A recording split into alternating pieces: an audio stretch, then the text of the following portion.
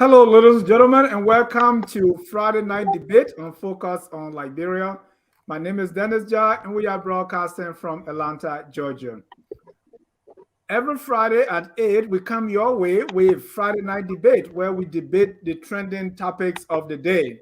With me to do this tonight, I have G Talk. That's Glendy Juniors.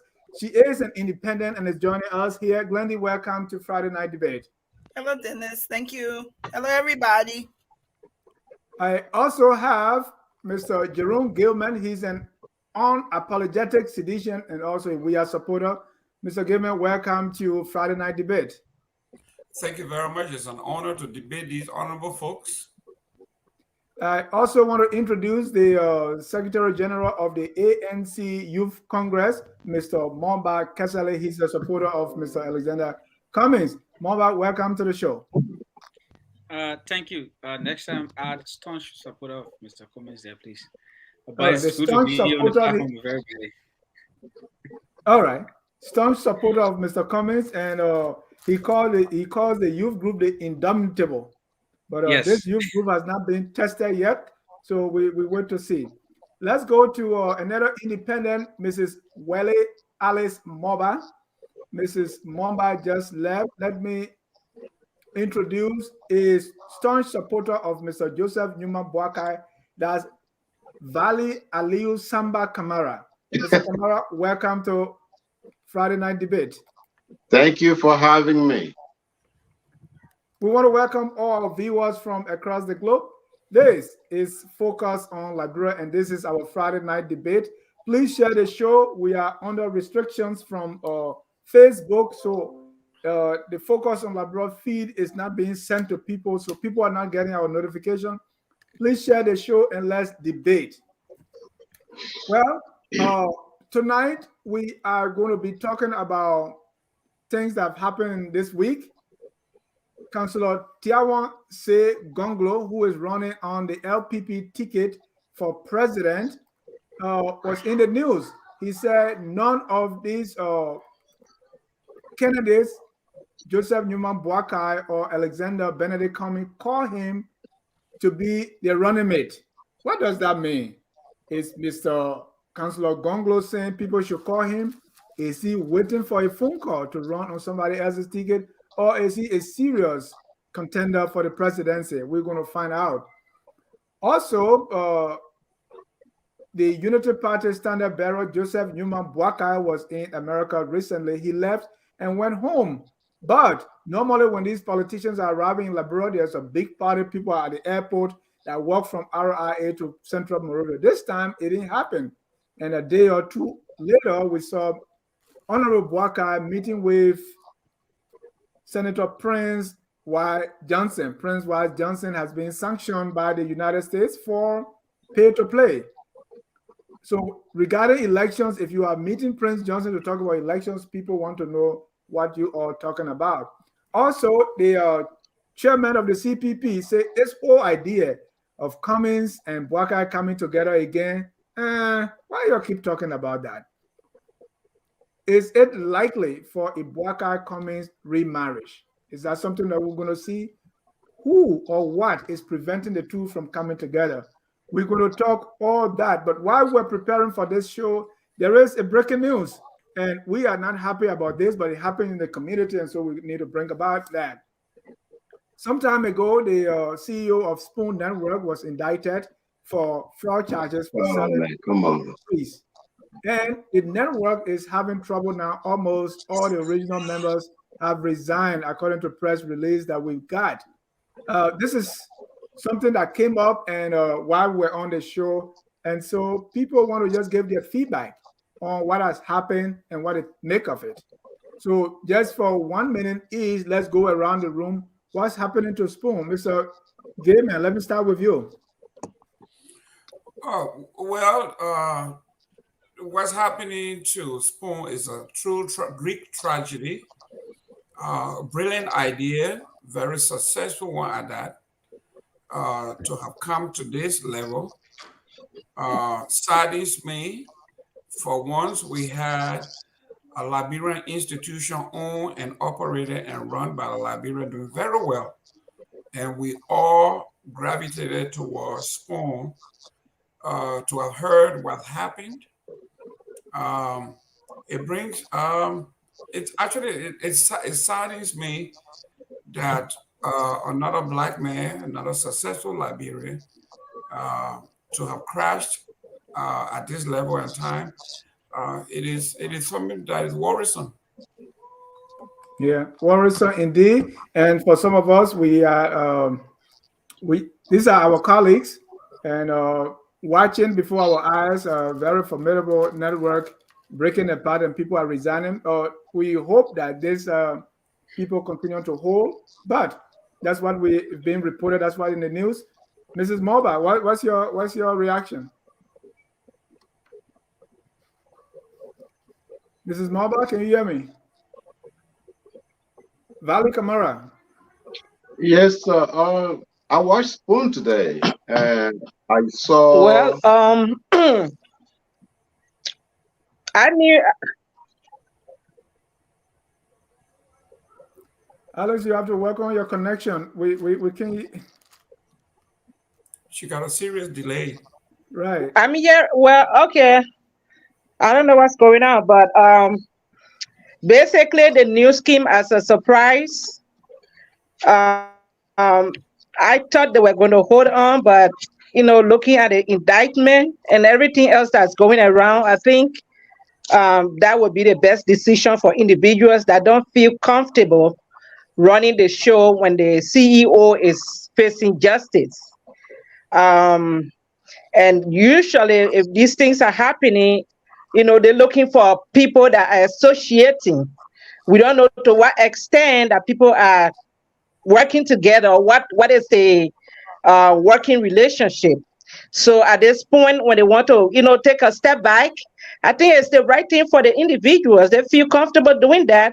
They can go ahead and do that. And those who want to stay on can continue to stay on and see how everything going to end.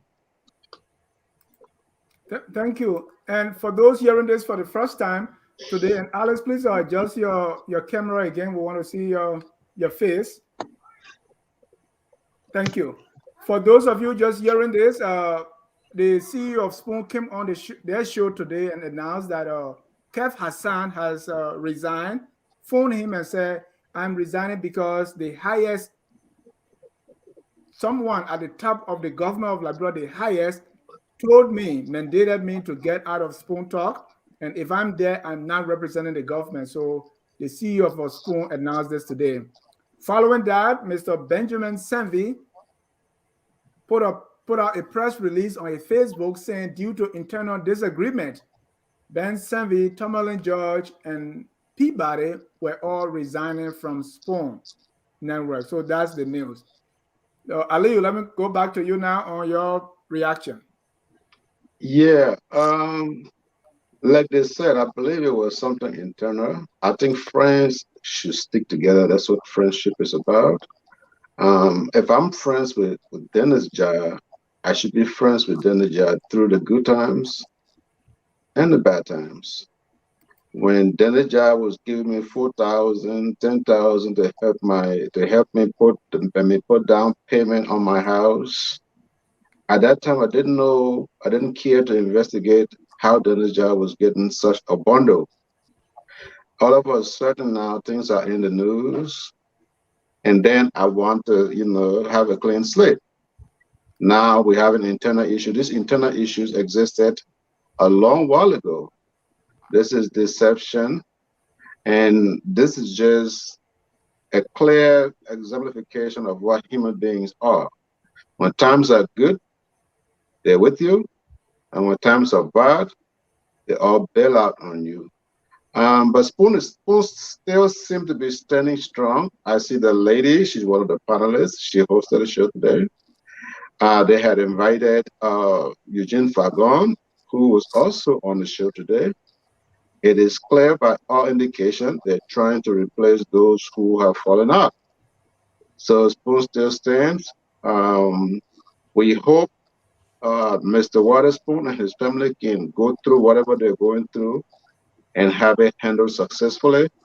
Things happens, whatever happens, that's on him. He's a grown man. But all I can say is I believe Spoon is still standing, and I believe they will still be standing. Whatever happens, we just wish the best for them. Well, Valerie, you think why this is happening? Are you saying because people don't want to stick with their friend in time of crisis? Is that what you think?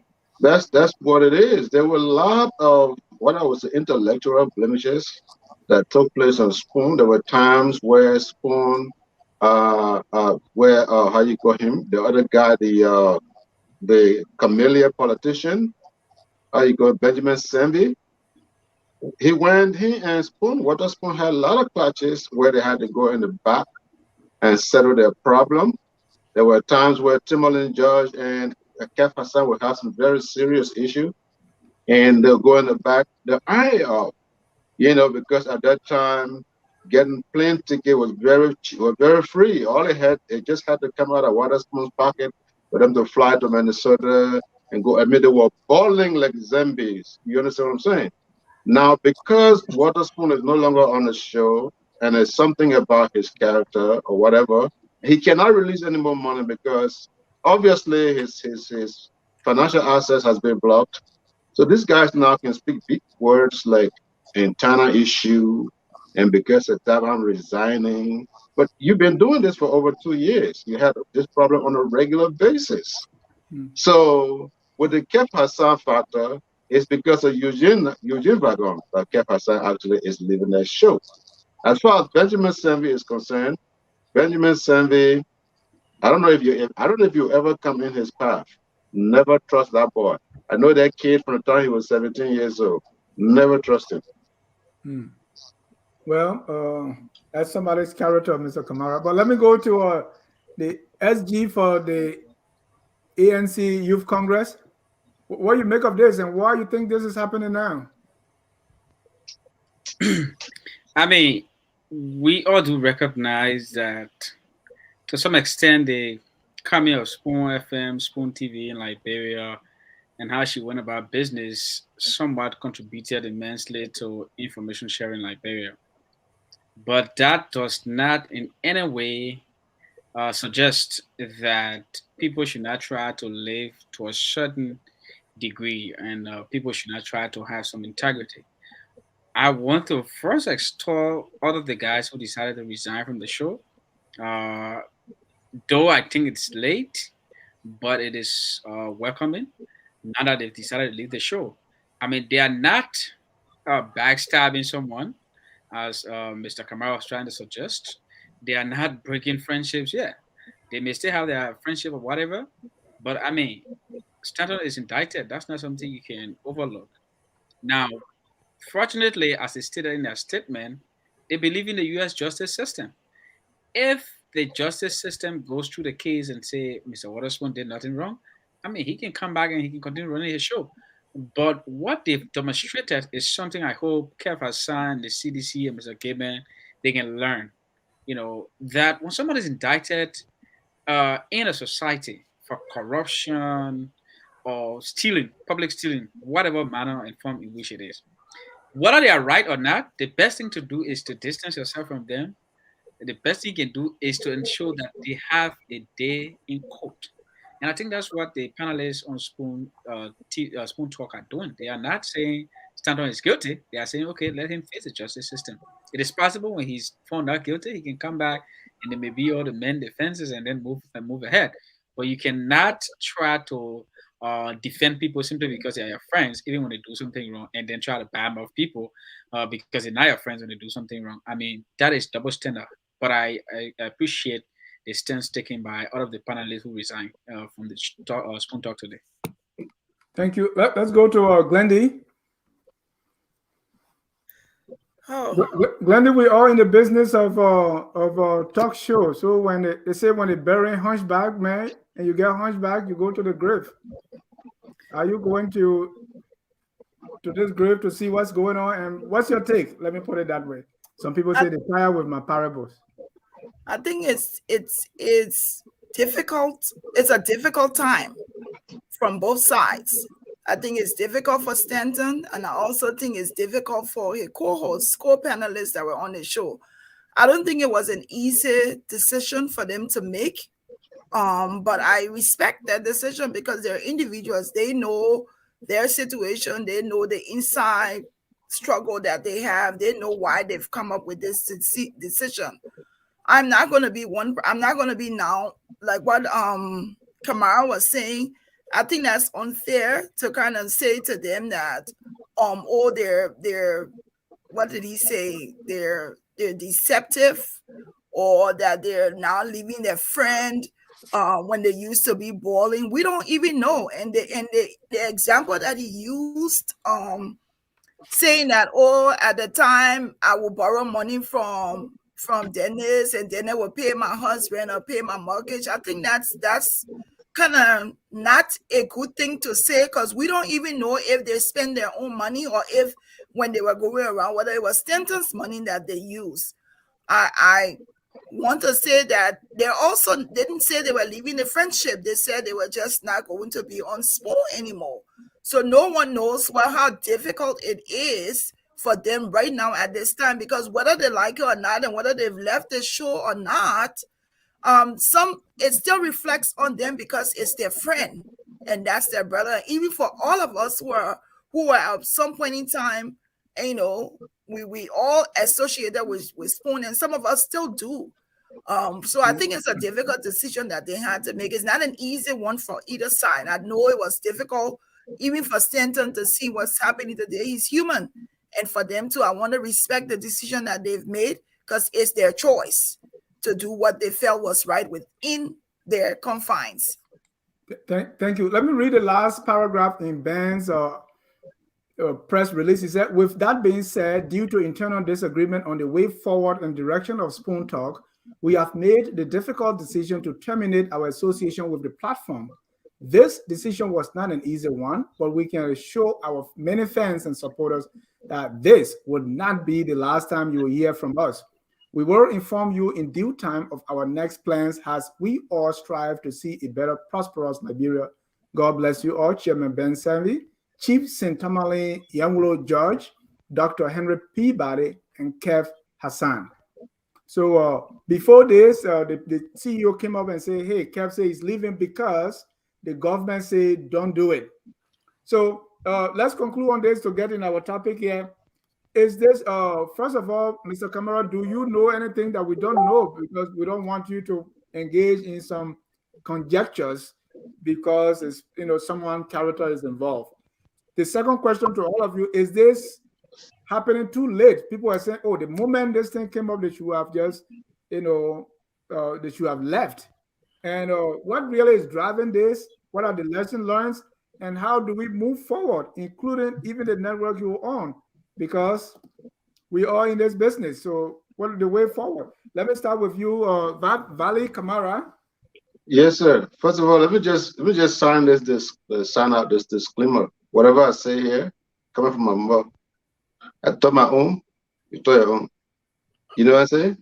What I can tell you, just look at the manner in which these guys left this man.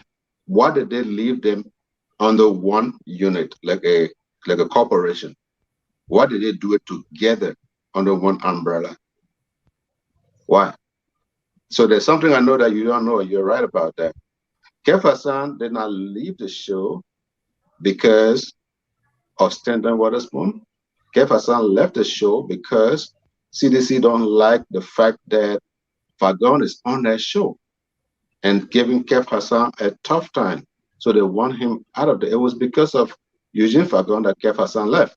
Those other three guys, why didn't they resign on their own? Why they had to make it as a team? Now, that's a food for thought. You think about that. Okay? Now, you have the other lady. Why didn't the lady join them to resign? Does she not have integrity? Now, why did the rest of the other guys who have come back on time? Raymond Gray. I've been knowing Raymond Gray for decades. We lived together in Cinco. He would live on 17, I live on 18. Very reputable guy. Why did he join the panel? Doesn't he care about his reputation? The belly goes sweating, but you gotta put your hair aside before you can see the sweat. Thank you. Mr. Kessler, your conclusion on this matter. And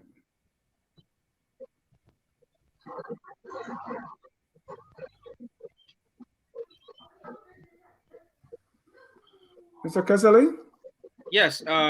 What I don't get what Mr. Kamara is insinuating here. Look, it is within the right of any of the panelists to leave the show for their own reasons or to stay on. What the other guys have demonstrated is not something you should frown on. You should appreciate them. They are leaving because they believe Mr. Witherspoon is indicted by the U.S. government and he needs to face justice. And what they've demonstrated is something we want to see in the Liberian society. Look, if practices such as what has happened today continue to happen, people will start to be very careful with what they do in government. Then you will not even have, say, President Weah do some of the things he does. He will be very cautious and careful because he will know that the society will ask more of him. Now, understand that the resignation of these guys also came as a result of public pressure. They raised the bar of integrity to a certain extent. And I mean, credit to Stanton Waterspoon, he was on everyone's back and he was like an integrity icon when he was on the show. Now, for him to have gotten indicted, that brought extra pressure from every other person because people were seeing this man as someone who is, fighting for integrity and honesty in government, fighting for the ordinary people, and then he got indicted. Now, his colleagues held him by the same measure that he used to measure, to judge other people. We should not frown at them. We should appreciate and extol them, and we should want to see such a practice in our governance structure. That way, Liberia will get better, and people will try to be more accountable with the things they do. Wendy? So and just to say something to all of us, here, I don't know what Dennis knows. I don't know what Kamara knows. I don't know what Malba knows. I don't know what inside story any one of us may know. Mr. McCamara may insinuate that he knows something that we don't know. You don't even know what I know. So I'm going to take it as face value based on the statement that they posted. They said they had some internal issues. I'm going to believe them for it. I'm also going to say it is within their right to do whatever they feel is justified to do is their right. I'm not going to come here and say, oh, they're wrong or they should have done it wrong. It's up to them. They've been with Stenton. If they decided at this point in time now they didn't want to work with him or they don't want to be on Spoon, it's their choice. So I'm going to leave it at that. I think it's a sad day for, like Dennis said earlier on this. I think Mr. Gaiman talked about this establishment. We all look towards it.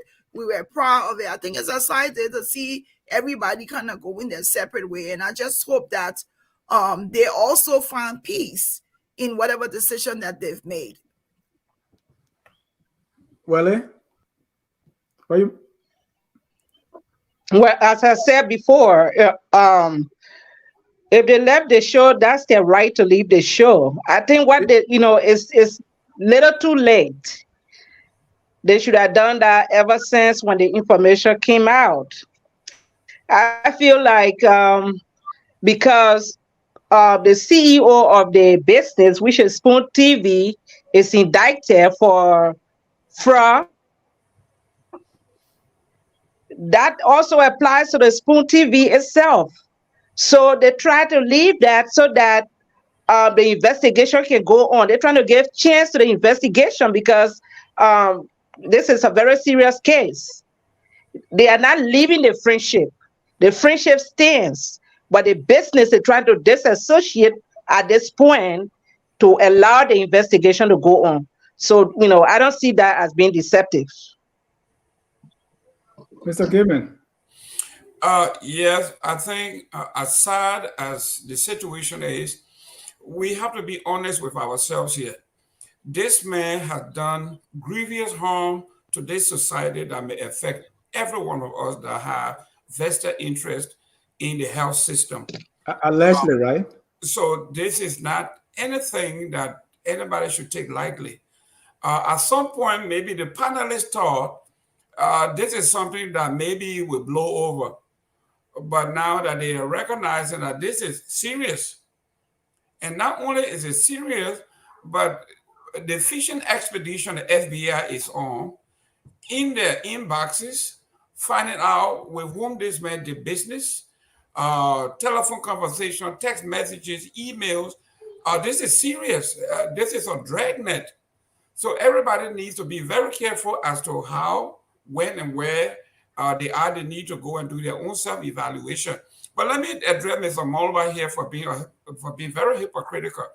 If he thinks that by disassociating with this man who is indicted on a serious charge, if it's a good thing to do, his boss, Mr. Alexander Cummings, did not disassociate himself with the criminals like people that are accused by the War Crime Court, Louis Brown, Davia McIntosh, all of these people who somewhere kill us in Liberia. He did not only did he disassociate with them, but he brought them into his fold. What was his excuse?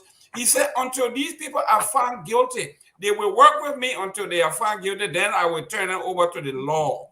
This is hypocrisy at its zenith. So ANC cannot say anything about what Mr. Kamara is saying here because he has no moral ground to stand. I will have to respond to him when he finishes. Hold on, Moba. Thank you, Gimmy. Yeah. Aliyu is agreeing with Gibman. And Glennie, are you surprised that Gibman say it's a sad day? I'm never surprised. I'm never surprised at Mr. Gilman. Never. He always finds a way. He always finds a way to divert the attention from him and how he should hold CDC accountable, but always points to someone else. We have a president of Liberia who is dealing with warlords. We have the president of Liberia who have rebel leaders that's in his EPS unit. But he always finds a way to divert the attention. I love Mr. Gilman. He's a very smart propagandist. But you think he has a point here when he said Mr. Cummings said he was building a big tent with alleged war criminals, and now Mumbai is saying is that what Mr. Cummings? Is that what Mr. Cummings said? Yes. When they asked him why he's bringing this guy, he said he's building a big tent. Oh, I don't remember him saying that. Well, if he has proof that he said that, then maybe he has a point. But I also want him to also hold President. We are also accountable. But will you hold Mr. Cummings accountable for that? That's the question. No, I won't. All right, Mr. Kamara, Mama will make you laugh. Let Mr. Kamara is agreeing with Mr. Gaiman, so I want him to come first before you respond, Mr. Kamara. No, I was trying to take this thing step by step because I know at the end of the day we're going to get to that point. But I'm glad Mr. Gaiman brought it up. Somebody said someone is indicted. Being an indictee does not make you a criminal. It is not one of those instances where you are guilty until proven innocent. You are innocent until proven guilty.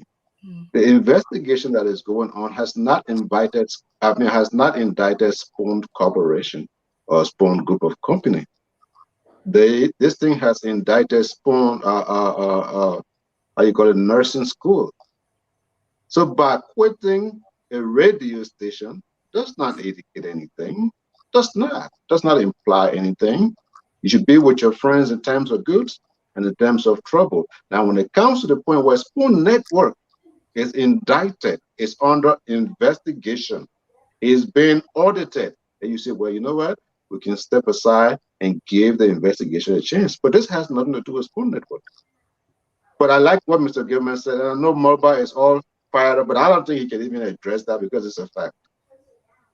Thank you, Mr. Mobile. And Glenda, you were trying to say, did he say that? Sam Wallace said, yes, he did. Cummings also said he needed both the good and the bad people. And yes, that is true. He said that. Mr. Kessley. Thank you very much.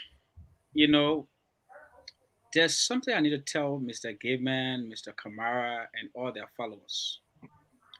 There is one person who has taken a constitutional oath to defend and protect the integrity of our country and its territorial confines. There's one person who bears the seal of the Republic of Liberia, and you know who that person is? It's George Weah.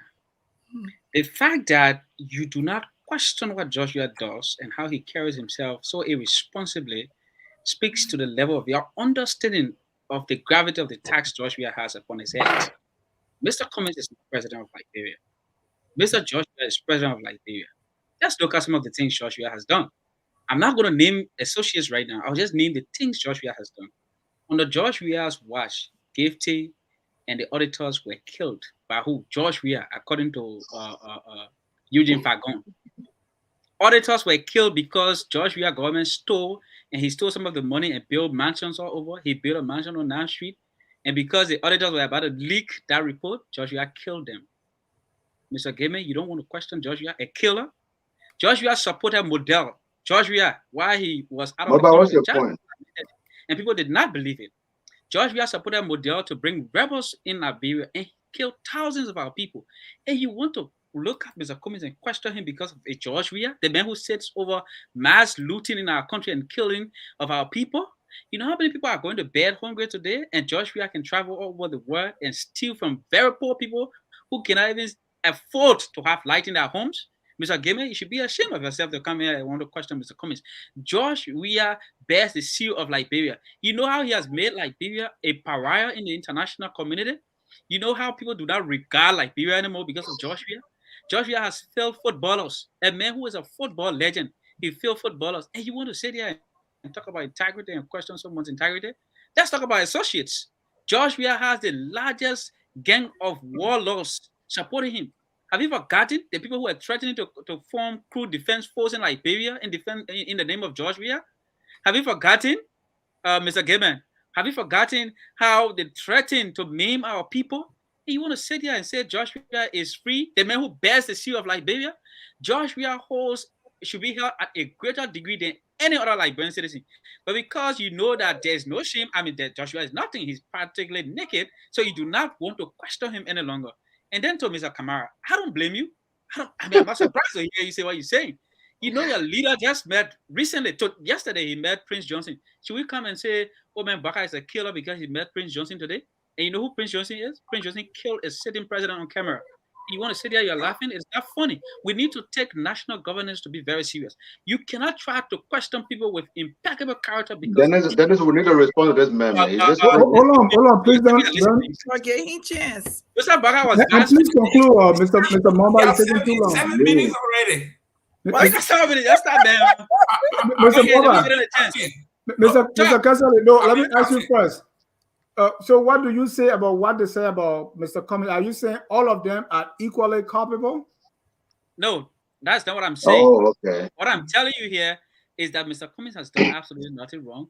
He is saying something that is far from the truth, that is fallacious. He just cooked it. Mr. Gamer is noted for sitting and cooking things in his studio. Wherever he says he has his plot. Mr. Kasale, let me push back.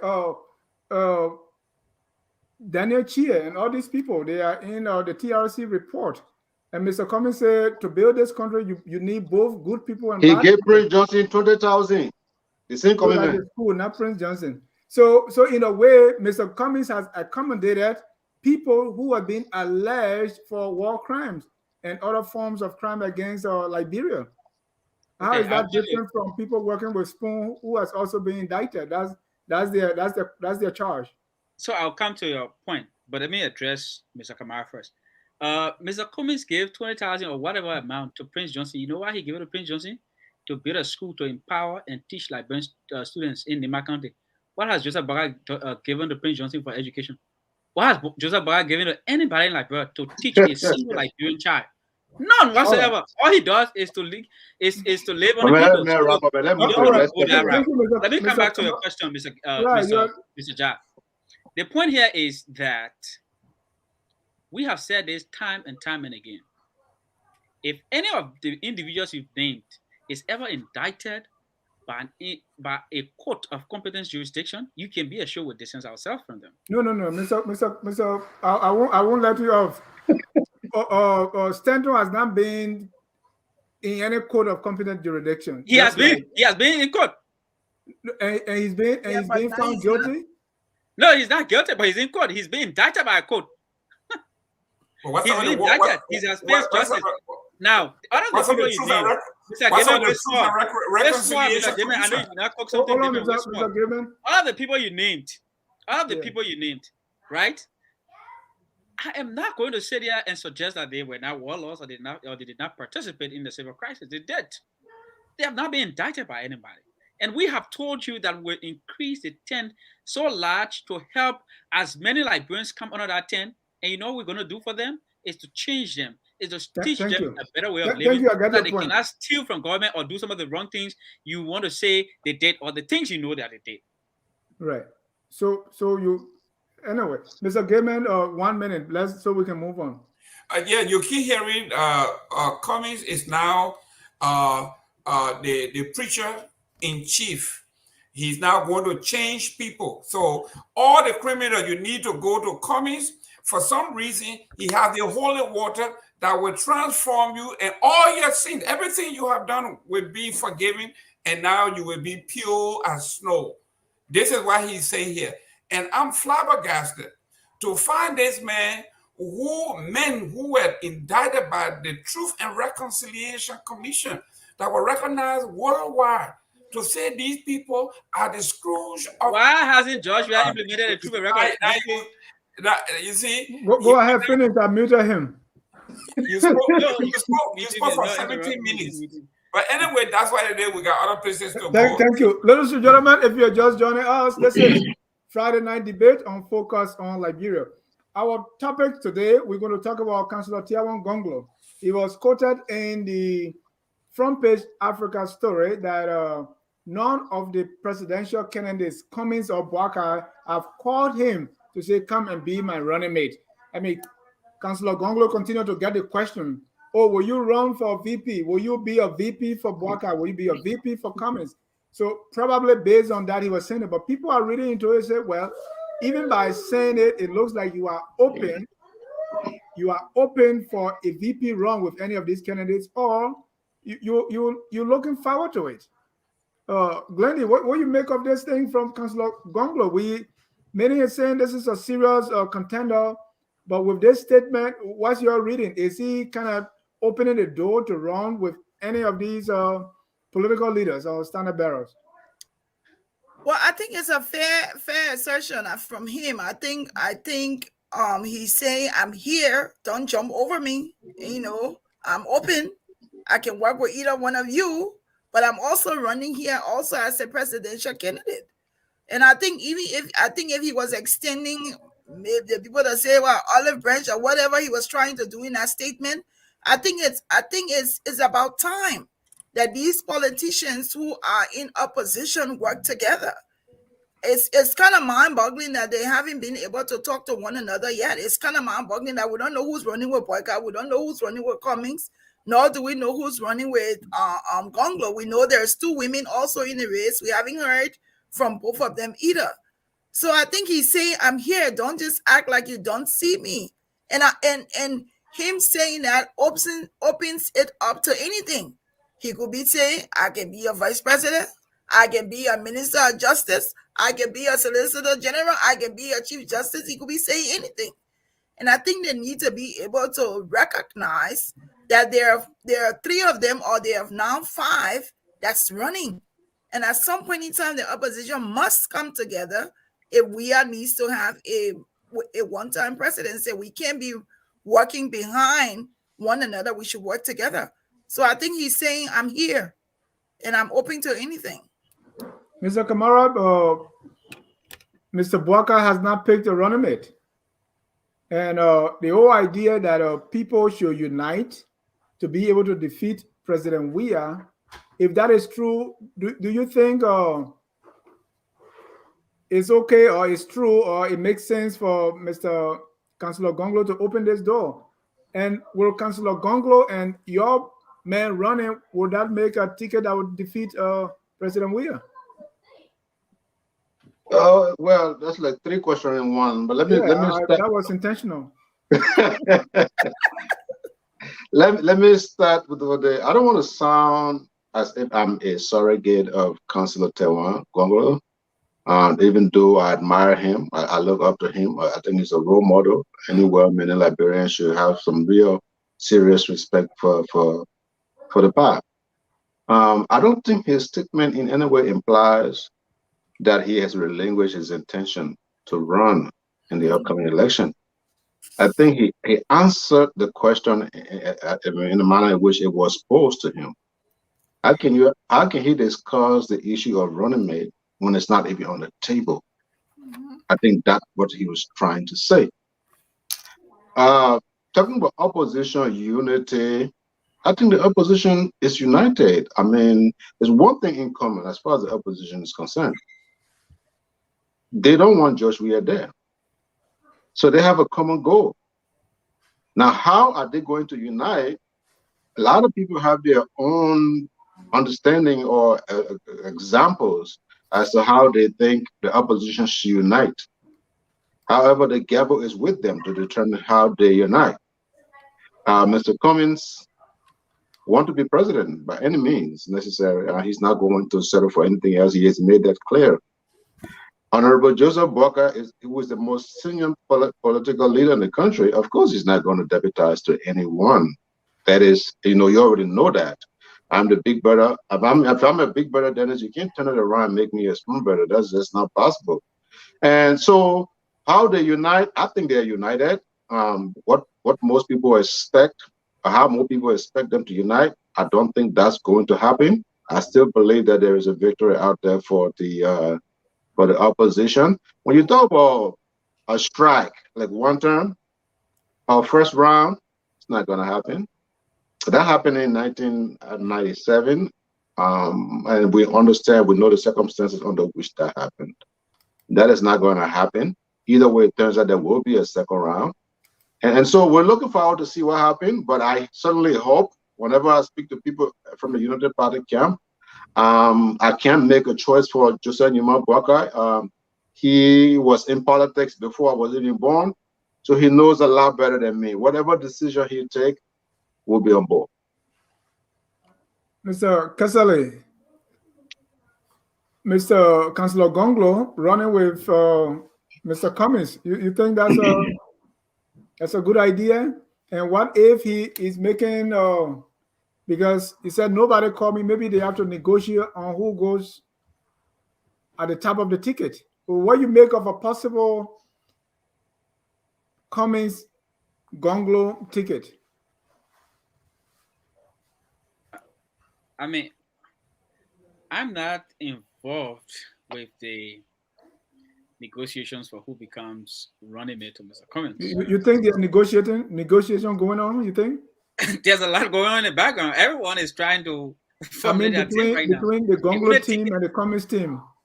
The only ticket that is cast in stone as we speak today is the Joshua Taylor ticket. I mean, all the other people are trying to formulate the most formidable team they can to beat Joshua, who is the primary target of the opposition. Mr. Gongloe or Councillor Gongloe, a very respected Liberian,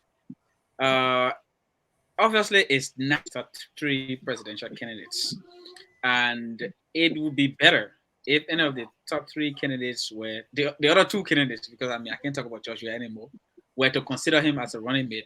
He brings a lot to the table.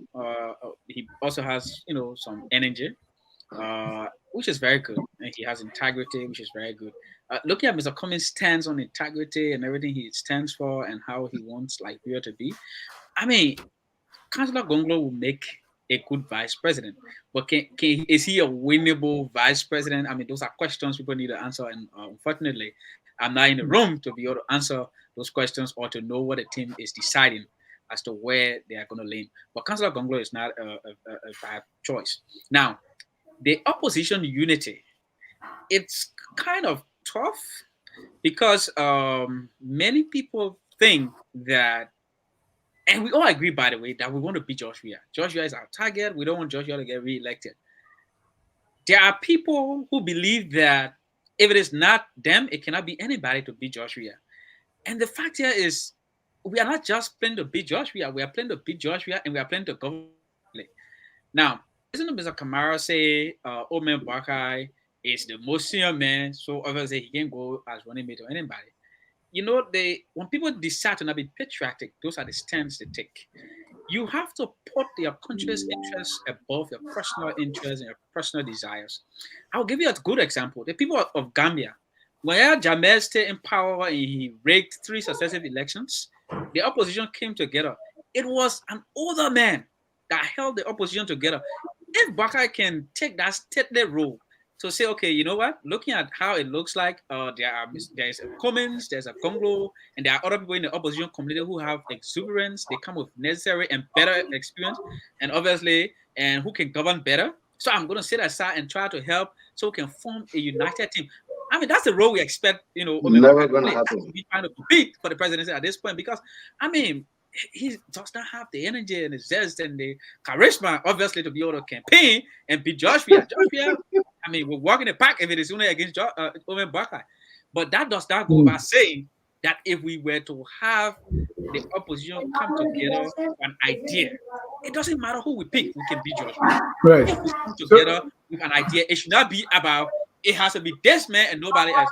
Or if the United Party and Boakai want to bring the opposition together, they should come knowing that all other Liberians, or they are at the same level, it's 50-50. We all come to the table, we talk about it. So Mr. Mama, should be supported. Mr. Mama, quickly. So in any opposition togetherness, let's say Gongloe and Cummings, do you think Cummings will agree to be vice president of Gongloe? And also, if you believe that a Gongloe Cummings or Cummings Gongloe ticket is most viable, who should make the move? Breaking news. Let me tell everybody on this platform today. Of all the people running to be president, Mr. Cummings is the only person that has said on record that when we lay down processes and go by the processes, I will respect the outcome of those processes that we agree. You know what that means? If Gongloe, Boakai, and Cummings were to go in a room, and among the three of them, they say, okay, Mr. Cummings is the head of the ticket, he'll be glad. If among the three of them, they say Mr. Gongloe is the head of the ticket, Mr. Cummings will be glad. Now, the choice is left for him to decide. If any of those two say, oh, my man, be my VP, he can make that decision. But he has said it, that regardless of what we agree, once we go to a room, we lay the process down, and if it favors somebody else, aside from me, I will stay in it, I will support it. I mean, why people can get this message? Mr. Cummings is open and willing to work with everybody, and from whatever position, it has to just be done with honesty, with integrity, and with openness, and particularly with the interests of Liberians first and foremost. That is the only demand Mr. Cummings has put on the table, and I wish people should understand this today. Thank you. Let me go to Mr. Gaiman. Mr. Gaiman, for just 60 seconds, take off the CDC hat and put on the hat when you work with Tip O'Neill, when you work with Dukakis, and you work with in the Obama campaign. Let's look at Gongloe's statement. Is Mr. Councillor Gongloe opening the door for a possible run as a VP candidate to any of these? And would that make a good ticket? If that's true, how should this work? Who should make the move? Should Gongloe go on and talk to these standard bearers, or he will expect that they should call him and say, hey, let's do X, Y, Z? I mean, you are in the war room now. What will you advise? First of all, it's a shame and a pity to hear that somebody who has been going around the country saying he has the prescription to redeem this country, to come out finally to say he was only belly dancing, looking for attention. It's a shame. I was shocked when I heard that Mr. Gongloe had taken a page out of Nyobli Kanga's playbook. Just go out there and tell the folks everything I'm doing. Hear me here, hear me here. Look at me. That's what an exhibitionist does. He's like a go-go dancer now. He's looking for anybody who will pay him attention. Is that what you are reading from his statement? Yes, he's a political go-go dancer.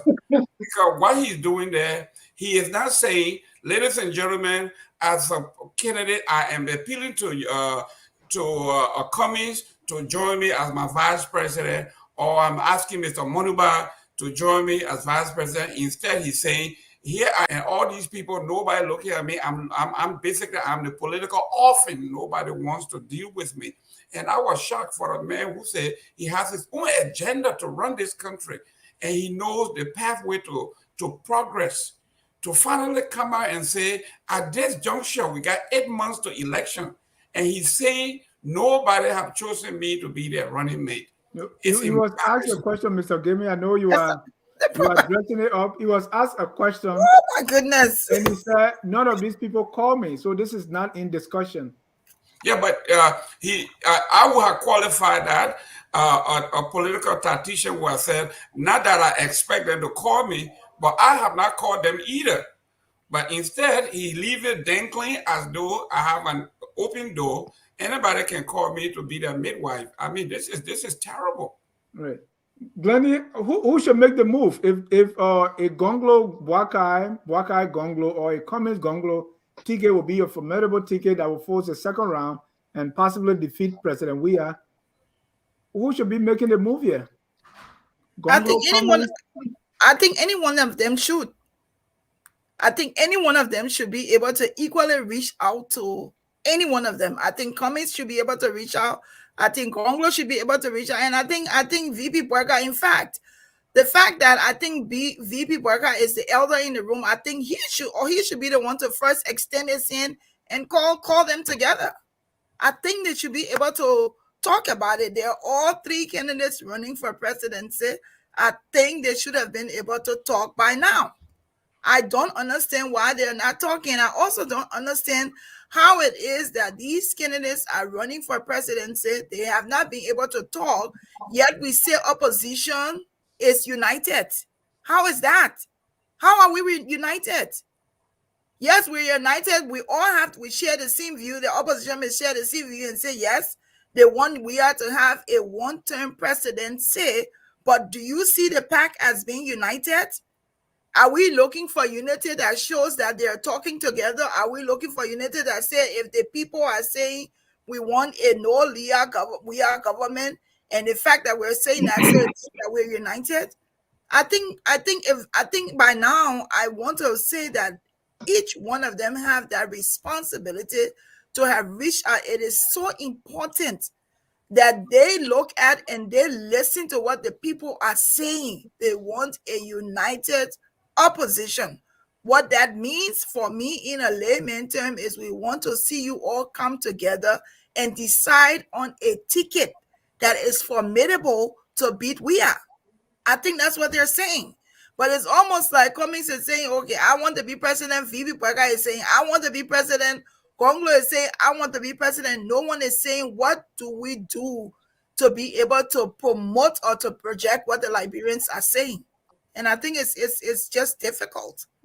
So maybe the idea that we need to beat Weah maybe is not as important to these candidates than most voters are saying. Yeah, and I think also they're also taking George Weah for granted. This man is an incumbent president. He still has a lot of things in his favor. You don't want to wait until the second round to beat George Weah. You want to go in the first round in full force. So if you beat him in the first round, that's fine. If you don't beat him in the first round, the second round, you already would have strategized to winning. But this thing where we're saying we all gonna go in and whoever gets there and whoever is able to go to the second round, that's it. I think that's kind of sad. Thank you. And that's a good segue to our next discussion on a possible Cummings and Boakai coming together. Don't forget, both of them graduated from CWA. They've been friends. I watched their friendship right here in Metro Atlanta, Georgia. And then both of them were in the CPP, and it was all good. Now, the CPP could not hold because they couldn't decide who would be the head of the ticket. And that snowballed into all kinds of issues where they were bickering over framework documents. Now, many are saying a Boakai Cummings ticket will be a hands down defeat for George Weah. But others in the party are saying this is not. We still see the wars of worlds between the Cummings supporter on one hand and Boakai supporters on the other hand. Quite recently, the CPP chairman, Musa Hassan Bilete, said, in a way that this is not likely. If Mr. Boakai wants them to unite, Boakai should come back and join the CPP, and they can go back at the drawing board to do another framework document. And we all know where the framework document led us. Mr. Momba Keseli, you are with the CPP, you are with Mr. Cummings. Is a Cummings Boakai Cummings remarriage likely? or we should just forget it?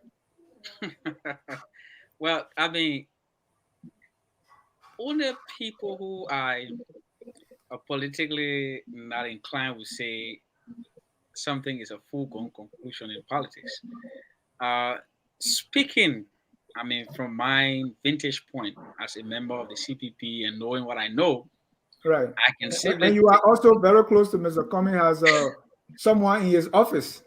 I can safely tell you that Mr. Cummings is open to an opposition collaboration.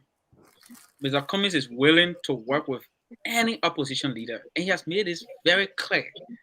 Let me tell you. But why it didn't work in the CPP and they had to fall apart? No, the fact here is you narrated the history between Mr. Cummings and Mr. Boakai. A lot of people do not know that. In 1973, Mr. Cummings and Mr. Boakai were in CWA together. Unfortunately, Mr. Boakai connived with people to cook charges against Mr. Cummings and try to defame him and malign his character.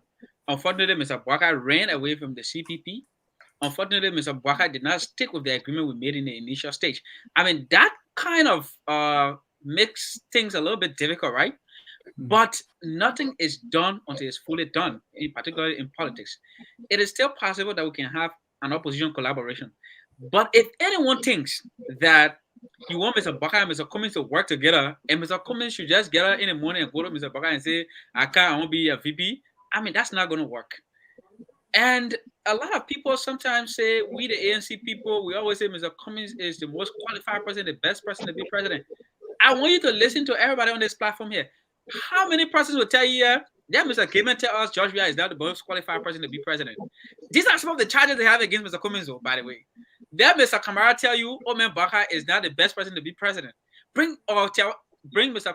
Gongloe supporter here. Let's see if they will not tell you Mr. Gongloe is the best person to be president. Is that why you are saying, Mr. We believe, and rightly so, that Mr. Cummings is the best person to be president of Liberia. And we have sufficient data to prove that. You don't get angry with people because they say that. And those are some of the things, the issues we have with people from the United Party. They think that because we support Mr. Cummings, we all should just go in the morning and say, oh, Mr. Cummings, he should not run to be president. He should run to be senator or representative. Are you kidding me? How many people running to be president have more or better experience than Mr. Cummings when it comes to managing resources and managing people and bringing about change? Not even the current president comes in the league of Alexander Cummings. Unfortunately, we are in a country where people voted for George Weah. We are supporting Mr. Cummings because we believe he can do better than any other person. If you look at finance and economics, Mr. Cummings, as a person, understands finance and economics more than all the other persons running, for the presidency. That's not a debate. That's not something to argue about. You want us to take that and subjugate it and say, let's take someone else? We will not do that. We don't just want someone to be president. We want to be someone to be president who will be accountable to the Liberian people, who will give our people a decent livelihood, who will give our people a different kind of leadership. And that's what we bring to the table. We are open to talk with anybody, including Omen Boakai, who connive with people to try to tint Mr. Cummings' character. We are willing to talk to Councillor Gongloe, and you saw Mr. Cummings. He demonstrated that, by the way. When the and Mr. Kasali, I don't want you to take too much time. To everybody, but do not come thinking that we will automatically decide to say Mr. Cummings will go and be VP or senator or representative. No, that is not the point. We want to change Liberia, and we can do that with Mr. Cummings steering the ship. So what will it take for Mr. Cummings and Mr. Boakai to come together and go on the same ticket? What the thing it would take is that Mr. Boakai should come to the table with open mind, as Alexander Cummings will come to the table with open mind. And who should be at the table first? Whoever, look, Mr. Cummings has extended Mr. Cummings already at the table? The olive branch to a greater extent. Mr. Gaiman, let me tell you a very important thing you need to know. Why you want to tell Mr. Gaiman when I'm talking to you? But let me go to Mr. Kamara. Mr. Kamara, what you make of this Cummings, Boakai Cummings? I call it remarriage because they were together before. And, first of all, let us establish that Honorable Joseph Nyuma Boakai graduated from the University of Liberia in 1972. So he could not be a CWA in 1973. But listen, when people talk about level playing field and people should come into the corridor so that they all can go to some kind of a preliminaries or campaign or some primary. But then you have some guy with the big bucks buying motorcycle for all those party chairmen in the various counties, guys who had never owned a bicycle before, giving them $500-700 a month. And that's supposed to be a level playing field. Let me just establish this first of all, Dennis job. Anyone thinking that Joseph Boakai will stand by and say, okay, I'm a Liberian citizen, I'm a human being, I desire all of the things that everybody else do. I have the constitutional right to become president of Liberia just like anybody else. I will stand aside because ANC says so. If anybody imagining that stuff, they should graduate from their stage. That is never going to happen. Now they're telling you. Are you speaking for the Boakai campaign? I'm telling you what's going to happen. If you don't believe me, wait for 2023. When somebody says, you know, Boakai should come to us open and read the new document they wrote, a document orchestrated by Musa Belite. Anybody coming to the CPP is coming to the CPP to fall under Alexander Benedict Cummings. And let me say this again. I know they still preach this thing. Say, oh, Cummings arms are open. Joseph Boakai needs to come with open mind. If anyone thinking that there is a possibility in this Liberia that Joseph Boakai would go into any collaboration, any union where Joseph Boakai is not the standard bearer, then you can use any adjective you want to use on Joseph Boakai. Use any adjective you want to use on the United Party. Joe Boakai is going to be in the election. Listen, the ANC is a registered political party. They have their right to run. They put themselves together. They have 10% of the Liberty Party, and they call that a collaboration. They have the right to run. Their document is at NEC, and they're established. They're recognized. They should run. What is wrong with Joseph Boakai, who is the head of the Unity Party, running for president? What's wrong with that? We have a multi-party democracy. Everybody has the right, under the rules of eligibility, to run. And Joe Boakai is going to be on the ballot. Thank you. So, Mr. Kamara, if it will take, yes, if it will take a united ticket, especially a Boakai Cummings ticket, and let's say Boakai, your man is at the top, and that ticket is show of victory, hypothetically now, what will it take for a Boakai Cummings ticket to happen? From the Boakai again, for the sake of Liberia, it may be in the interest of some Liberian.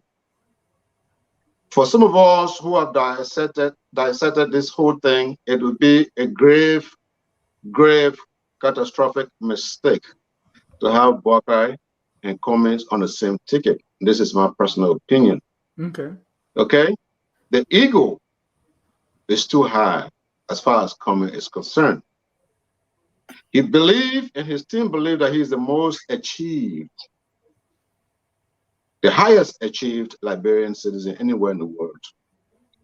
And therefore, those who have set the pace for this democracy that we enjoy in Liberia today, partially enjoy Liberia today, he should come and sit on top of every one of them because he had 11 persons under his control at Coca-Cola. And the other people on the ground are saying, look, we appreciate that you have gone this far, but that's for you and your family. Whatever money you've got, we know you got $28 million. Some people say 100 million, but we know you're around 28 million. Whatever money you have belongs to you, your wife, and your children. We cannot honor you based on your personal achievements.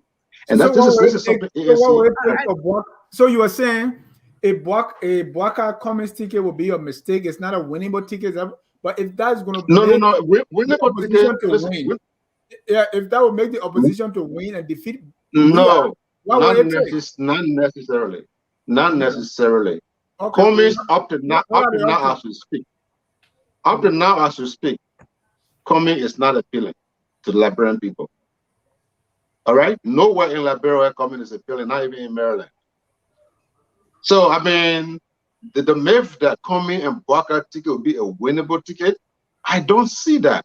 But the more dangerous thing about that is the fight that would incur after they shall have won, if they did win.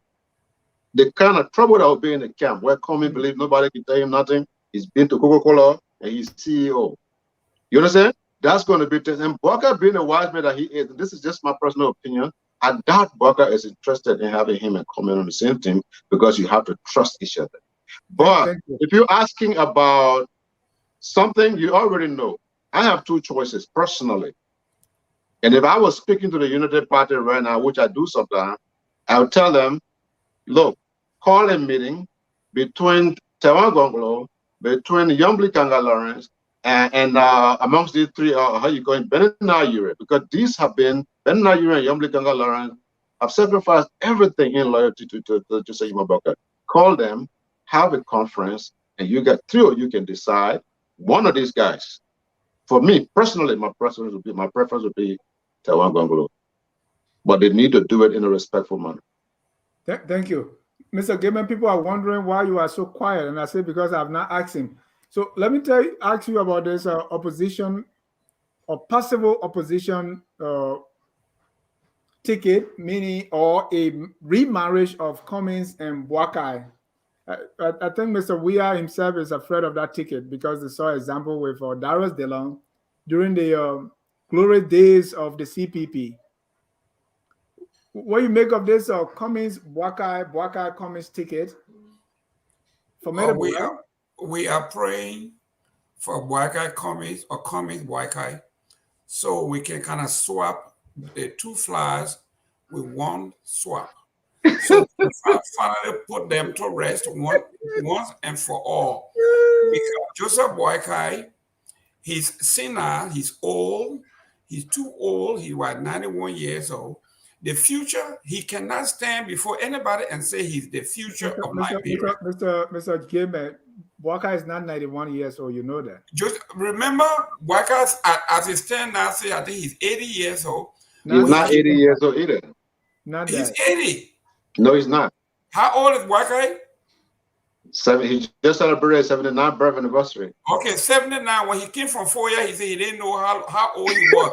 But for the time he been counting, he had counted up to 79 now. So the time he walked from 4 years to Firestone, we don't know what in between there. So let's say he was 10 when he walked from 4 years to Monrovia.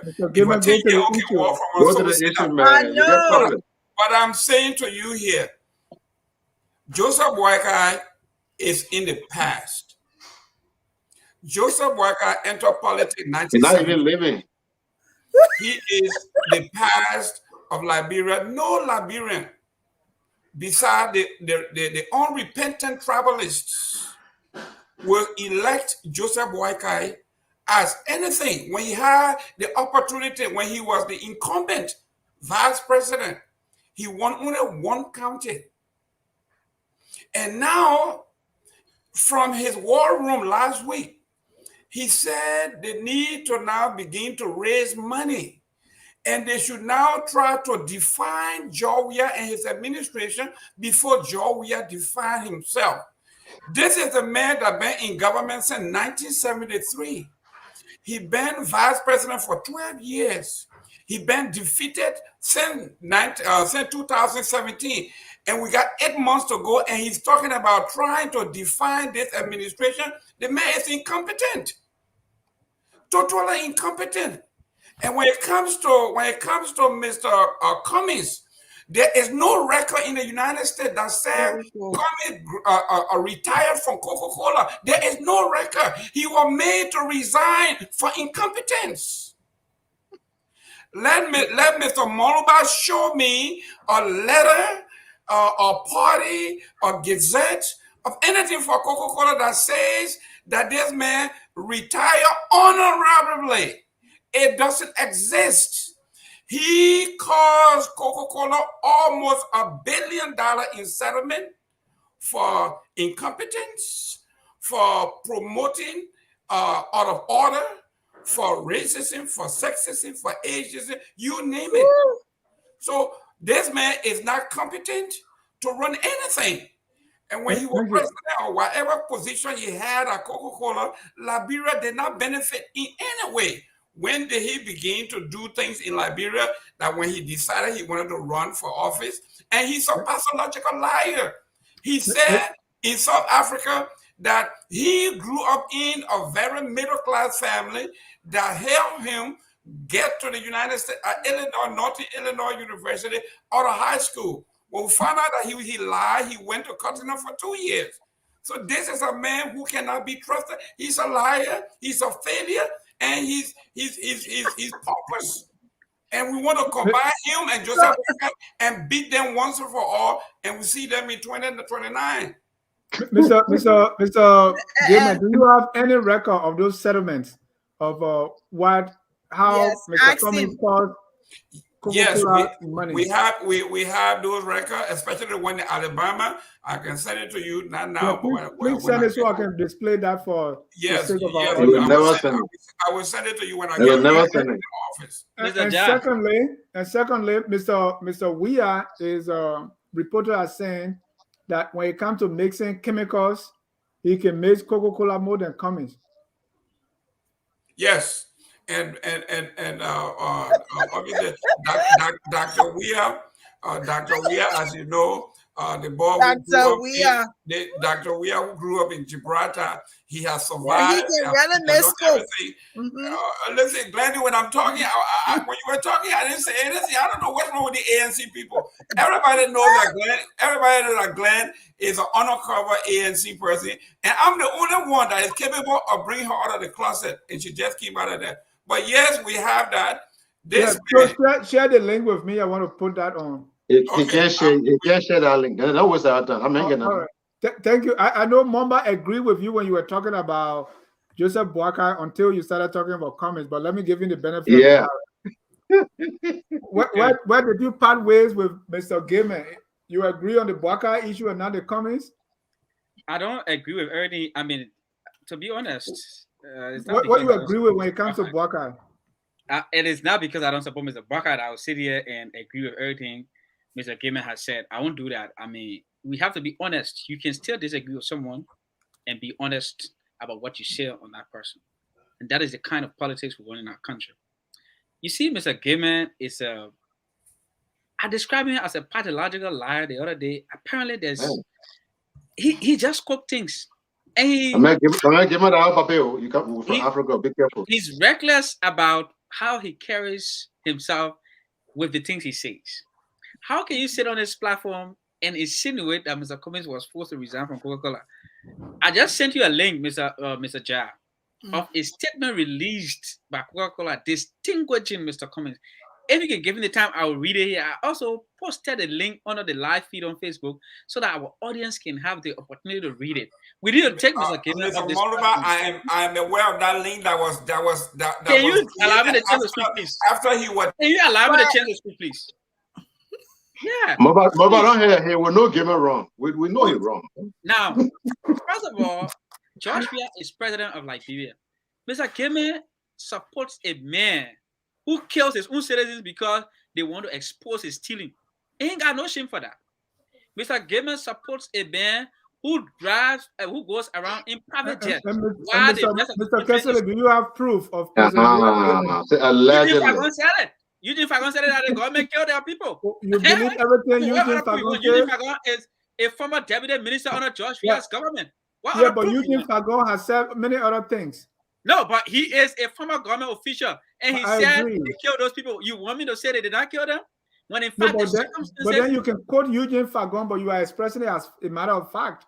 But Gaiman just did the same thing. You call him a pathological liar. No. Gaiman did not give any source of his information. I'm giving you a source. That's the difference. That's a huge difference. According to Mr. Fagon, the government killed the auditors because they were trying. Now you are refining your statement. That's better now. But that's a fact. What you express was George Weah killed. I said it initially without giving you the source. That's the only difference here. But let me come back. I don't want to lose my thoughts, right? Yeah, but Eugene Fagon is not prayer book here, so you can't quote him as if you are saying the fact. Mr. Fagon has said many other things. All right. Which came out to not be true. Are we not seeing the mansions? Okay, let me name the ones that you also consider to be facts.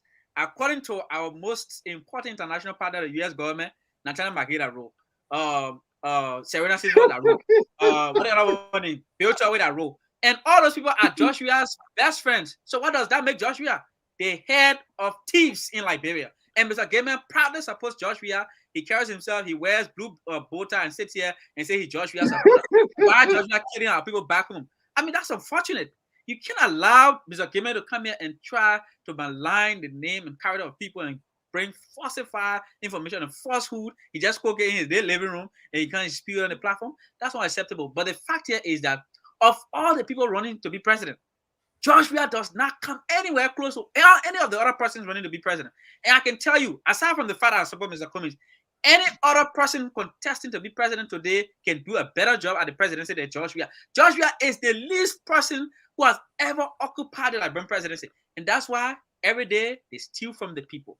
That's why every day they lie to our people. That's why even money the U.S. government gives our government to protect our people's health in Magibi County, they steal it and eat it. And Joshua won't do anything when you ask him to say, oh, no other report. By the time they bring report, he say people will face justice. Never. Anything he says, he does not do it. Joshua lacks integrity. He's incompetent. He's irresponsible, and he's reckless with the Liberian presidency. Let's talk about that instead of talking about other Liberians who are not president. Thank you. G-Talk. This whole Cummings, Boakai Cummings. So I mean, you expressed really before that they need to talk. The Liberian people are speaking to them. You hear that most of the time. Do you think these guys care?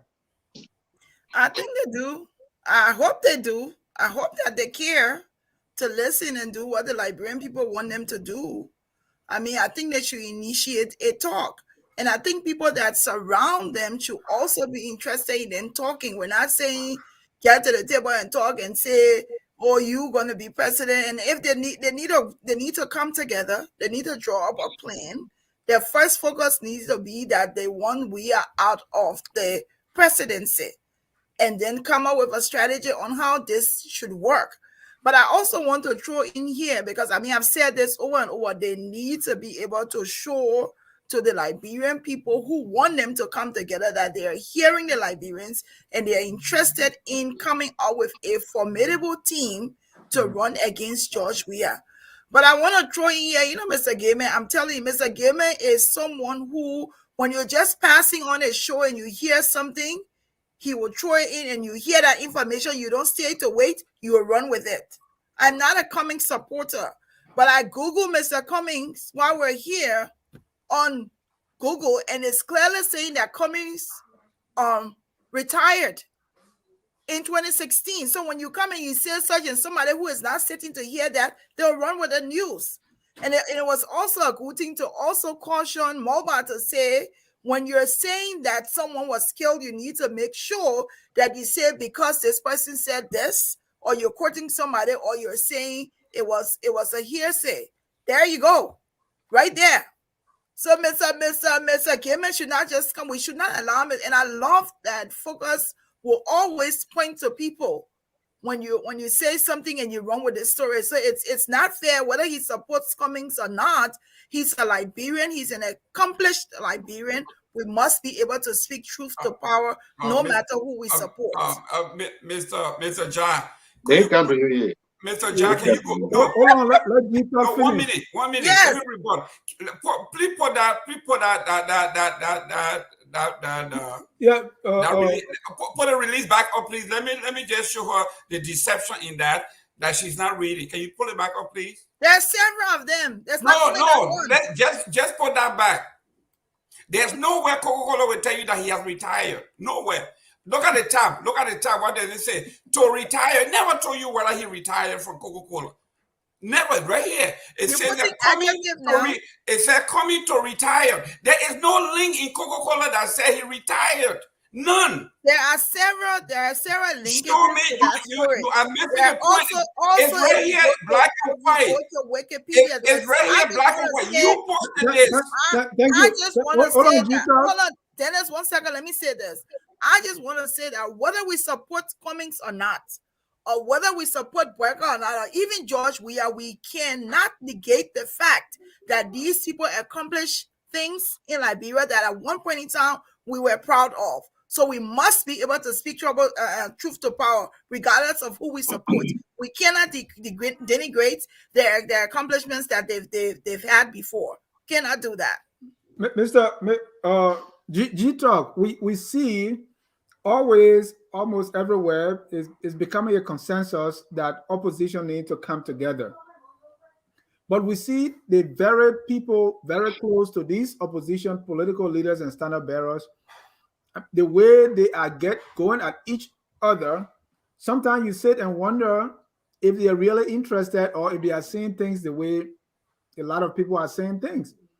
What does that tell you about these standard bearers? Because they are not dissociating themselves from these people. They are not rebuking them, as the pastors would say.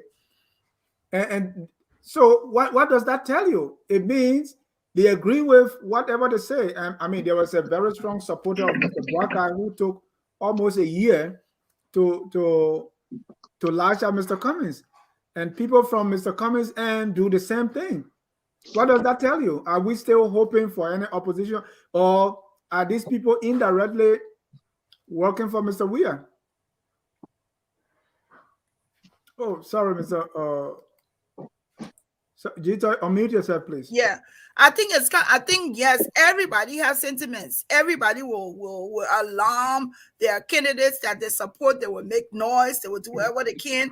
We cannot continue to hold. Yes, of course, they represent the candidates, but this is the thing: when Cummings decides to say I am going to meet Boakai, or Boakai decides I'm going to meet Cummings, or Gongloe decides I'm going to do this, of course. Then we're gonna see what the surrogates are going to do. But Glendy, let's face it. If the surrogates, if the standard bearers, they are not disowning what the surrogates are saying, and they are rolling with it, why do we not bunch them up together? But they're also not validating what the surrogates are saying. They're not disowning it. Neither are they validating it. Silent means consent. Well, I'm not going to say that, because if they were speaking against it, then we'll say yes. There are things they are not speaking against it, so they endorse it. I'm not going to agree on that, because there are so many things that they say that they don't speak against. There are things that people may say that he doesn't say anything. There are things that Cummings people will do that Cummings doesn't say anything. So I'm not going to say because they're not coming out there to say, oh, John said this today, this is wrong. It means that they're not at attention to witness. I think it is important that they have it. Like somebody said today, I was watching the Class Reloaded, and I think it was a very brilliant point made by Mr. Pia.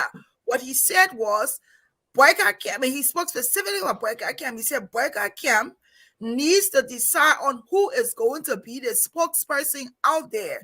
So when all of these surrogates are speaking, or everybody else is talking, Mr. Boakai, Ambassador Boakai, would have appointed someone and say, when anyone says this, it comes from me. And I think that's what needs to happen. We know that Cummings has Mariah as the chief of staff, but I think we need to start, as we get closer to October, we need to get to the point where we know who's directing these talks and who's controlling it, so that people do not continue to speak as they do. Right, Mr. Gilman, you're being in politics for. If a politician would not disavow their surrogate, especially a mean surrogate, what does that tell you? Well, this is what we are talking about. When people talk about change, when people talk about being the alternative, and I like the word alternative, that means you are not the real thing. So like we have Coke, we got classic Coke, and then we got Pepsi Coke. The alternative, which is Mr. Cummings and the rest of the folks, that's why they don't call themselves the original, they call themselves the alternative. So that's it. But this says a lot about who they are. I think what Mr. Dapo that said when he visited when he left the CDC and went to the ANC, he was flabbergasted. He was shocked when he asked who was the communication director, who was the strategist, who was the campaign manager, where was the hierarchy. He said they had absolutely none. There was no organizational structure. Everybody talked whatever they want to talk. There were no developed talking points. And he said these guys were even more disorganized than he ever thought. He thought he was going to a greener pasture, but it got worse. So this is what we are talking about. Someday in the Joseph Boakai camp, you will hear Anthony Cassidy read somebody clever. He's a brilliant guy. And the next day you find Costa doing his own thing. You go to Monrovia, people that are doing their own thing, and they are all over the place. And guess what? February is almost over. We got less than 8 months to go. And these people are still figuring out who's going to be the spokesman, who's going to be VP, who's going to be this. This tells you that this thing doesn't look good. I want to tell you, though, based on my own experience here, the worst thing that ever happened to the collaborating party here is the election of Darius Dillon. When Darius Dillon won that election, these people have not been able to manage success because Darius Dillon did it. Everybody think now they can do it. And this is what the problem is. Before Darius Dillon's election, they were together. They had somebody will submit to somebody else and they will do this. But after that election where Darius Dillon won, everybody now feels they can win on their own. And this is the demise. So managing success is an art. They don't have that. Thank you. And I want to say we expect better communication strategies from this, especially the opposition politicians. Yes. But that takes us to our last point here on Mr. Boakai. Let me start with you, Aliyu. Mr. Boakai was in the States after a health scare. He came and probably got medical attention on top of whatever he came for. We didn't know there was a fundraiser. According to his people, they raised a little over $20,000. That's good. He went back to Monrovia. What we expect lately from these politicians is a big splash when they are entering Monrovia. Mr. Boakai entered Monrovia low key, and after that, we saw him meeting with Prince Johnson. What happened? You know, when a big fish jump in the water, we expect a big flash, but we saw that for Mr. Boakai, we didn't see that. We didn't see that huge crowd walking from RIA to the UP headquarters. And after that, we saw him in an official meeting with Senator Prince White Johnson, who few days earlier has been in a similar war with President Weah. What's going on here? What's the strategy here? Gilman will be taking Panadol for the opposition headache. You know, you must save your lecture. You should use that lecture to help improve the Liberian economy. Okay, let's say Joseph Boakai, big fish, and all that metaphor. You know, change is strange, and change can be uncomfortable. It all depends on Joseph Boakai's protocol. If they decide it's time to lay low and go and do a smooth sailing, that's what they did. That was the planning. That's how they wanted it. As far as this Prince Johnson thing, I think it's becoming a little too overrated. Prince Johnson, you say official meeting with Prince Johnson. Why should you exaggerate like that? Who told you it was an official meeting with Prince Johnson? I mean, they're in suits, so they look very. Dennis. This was not a casual visit like a watch or coming. It certainly was a casual visit.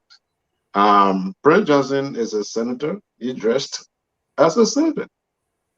And Prince Johnson said in all clear terms that Joseph Yuma Boakai, who is his senior, as he calls him, were not faring well. And he went to the States and came back, and Prince Johnson decided to go there to pay a courtesy to his senior. Now, you have heard from the horse's mouth. Prince Johnson was in the meeting. He said he went to greet his senior. That's it. So I take it as a face value. That's what it is. Let's not make too much of it. But remember now, Prince Johnson is under U.S. sanction for pay-to-play, for selling votes.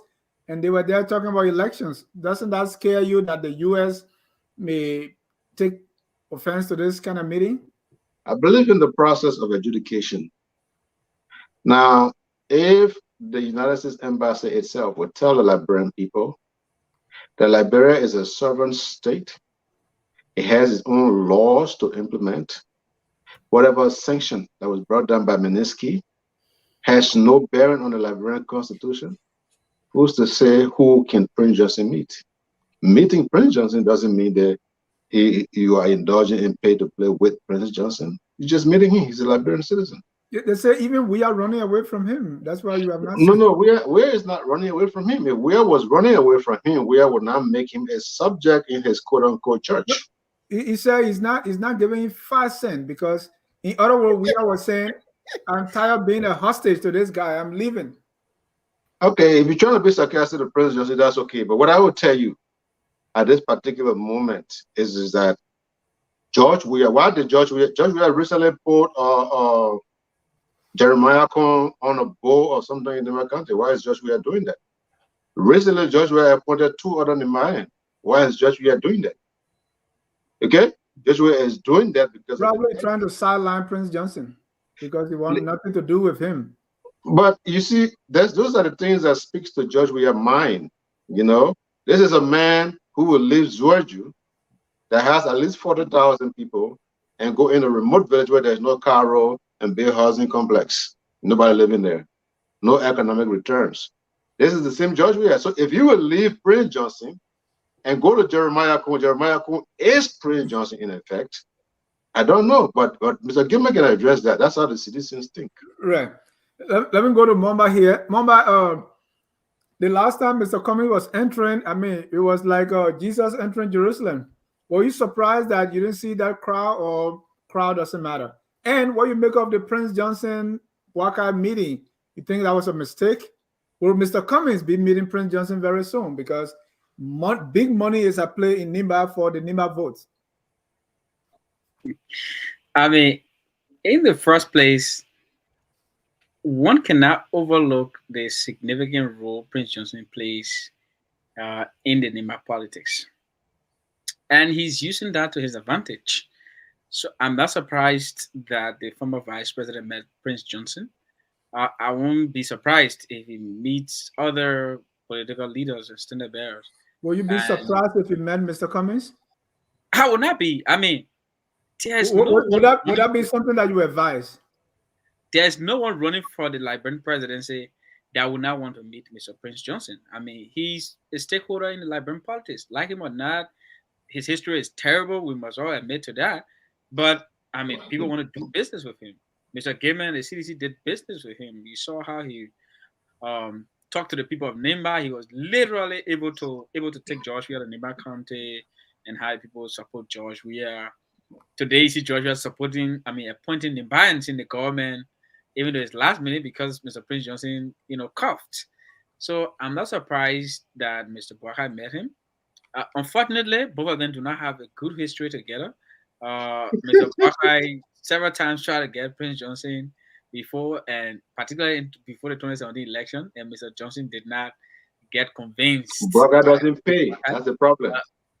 He did not get convinced by Omen Boakai, and he didn't support Omen Boakai. Look, Mr. Boakai coming back and people didn't turn out. I mean, like it or not, there's no way you can run politics in Liberia without finances. Our people do not have money to move around. So he could not afford to bring buses to bring people to the airport. I mean, that's clear. You mean couldn't afford to pay people to go to the airport? Or not pay people, no, just to get a bus and say, oh, our partisans come at, That's what most of the politicians are doing, including Mr. Cummings. No, nobody has money to pay people aside from the CDC. It is the CDC that pays people. I mean, I don't think anybody in the opposition can. The CDC and Boakai, not Cummings. No, George Weah. Nobody can afford. And I mean, Mr. Kamari, I know you try to attack Mr. Cummings here, but on a serious note, Mr. Boakai is now our target. George Weah is our target, so I'm going to remain focused on the target. You can go and say everything you want to say, but the fact that is no one can afford to pay. You're signing unilateral truth, right? But that's why I told you we're united. You just don't catch it. In many ways, we're united. It is the CDC that has the money because it's stealing from the people, and they can use it to transport people and do whatever they want to do. That's why our president can go to Jamaica Resort and spend the rest of the day while the rest of the country suffer. I mean, that is the only thing you can see. But the fact here is that going to election without funds, which is the greatest challenge the Unity Party has. Now, something I must bring to the attention of Mr. Kamara and United Partisans. In 2017, when Omen Boakai ran, I know Mr. Kamara said here, oh, if you want Boakai to be VP or you say he should not run, it would not happen. It would never happen. Don't even think about it. Boakai can only be president. He can be nothing else. He can be a vassal or whatever. He can only be president. Even though he will come and say it is the ANC people that are arrogant, but he didn't want saying that. But let me say this. In 2017, when Omen Boakai ran against George, let me get this clear, Mr. He did not have sufficient funds to campaign. And breaking news, by the way, Mr. Cummings gave the single largest support to Omen Boakai during the runoff campaign. If Mr. Kamara doesn't know that, Mr. Cummings gave the single largest support to Omen Boakai during the runoff election. But these people will not want to, appreciate Mr. Cummings. There's a lot Mr. Cummings has done for Omen Boakai that I will say here, but I'll hold some of the information for now. In the future, we'll bring these things out so people can know. And there's evidence, by the way, to prove these things. But the point I'm making here is, if 2017 you got beaten because you didn't have the resources to campaign foot to foot with the CDC, you didn't have the mechanism to move around the country, you didn't have the mechanism to monitor your votes. Now that you don't have all the state support and the state resources, what make you think you can beat Josh Weah? Look, it is just a wild dream the United Partisans are having. I said this the last time, and I'm going to repeat it. Mr. Boakai can never be president of Liberia without the support of Mr. Cummings. Mr. Kessler, you just this is breaking news. Mr. Cummings in the second round did not openly support any presidential candidate. In fact, he sat out of it. Now you are admitting he did that not, but he did give support. Hold on, let me finish. So now you are admitting that he did give support. Why was he giving underground support? Why he couldn't make that public and take a position as a leader so that the ANC people he took a position. Him? He took a very serious position. And what was that? His position was that the Liberian people should decide on what they wanted for the country and the direction they wanted the country to take. And so why was he supporting Mr. Boakai underhand? What? Why was he supporting Mr. Boakai financially underhand? Why he didn't do that? Jack, give me a chance. I will give you the information. Don't rush. Relax. Now, I will start back. Say you won't be disrupting me. Mr. Cummings said Liberians should choose who they want to support during the runoff election. But as an individual Liberian citizen, he felt that Mr. Boakai would be a better president at the time than Mr. Weah, and he gave his personal support to Mr. Boakai. I, for example, I supported Mr. Boakai during the runoff election against George Weah. I would not go for George Weah against any serious Liberian citizen. I mean, that cannot happen. Did Mr. Cummings make that decision that he prefer Boakai? Did he make it public as a political leader, as a standard? He did not have to make it public. He already made his stance public. The ANC, let me tell you this, Mr. Cummings is not. Don't you think that was surreptitious and that No, don't go there. Mr. Cummings is I can go anywhere I want. No, give me a chance, please. When the ANC met after the election, the ANC voted that we will not pledge our support to any individual person. Right. And our standard bearer, Mr. Cummings, came and announced the stance of the ANC. But he, as an individual, he had a right to choose who he wanted to support. And he chose to support Mr. Boakai. And he gave Mr. Boakai financial support. He gave Mr. Boakai logistical support. He gave Mr. Boakai manpower support. Some of us who were willing to support Boakai, I mean, he supported us to ensure that we supported Mr. Boakai. I want to get your view on this. I was involved with that. Why would Mr. Cummings be doing this in the dark? Why he's telling people publicly that ANC is not supporting anyone, and people are following? These are role models. You have 7% of the population going with you, wanting you to be president. Now you're telling them you're on your own, but I'm making my personal choice and I'm going to do it in the dark. No, how does that sit with you? No, what he did was to demonstrate. Let Glendy come here. I heard you. No. I heard you, Mr. Moba. What Glendy. He did was to Glendy. But I think that's unfair. You ask a question, you don't let me answer. I'm asking Glendy. You express yourself. I'm asking Glendy now. Cheetah can yield her time to me. Oh, go ahead, Glendy. I want to get your view.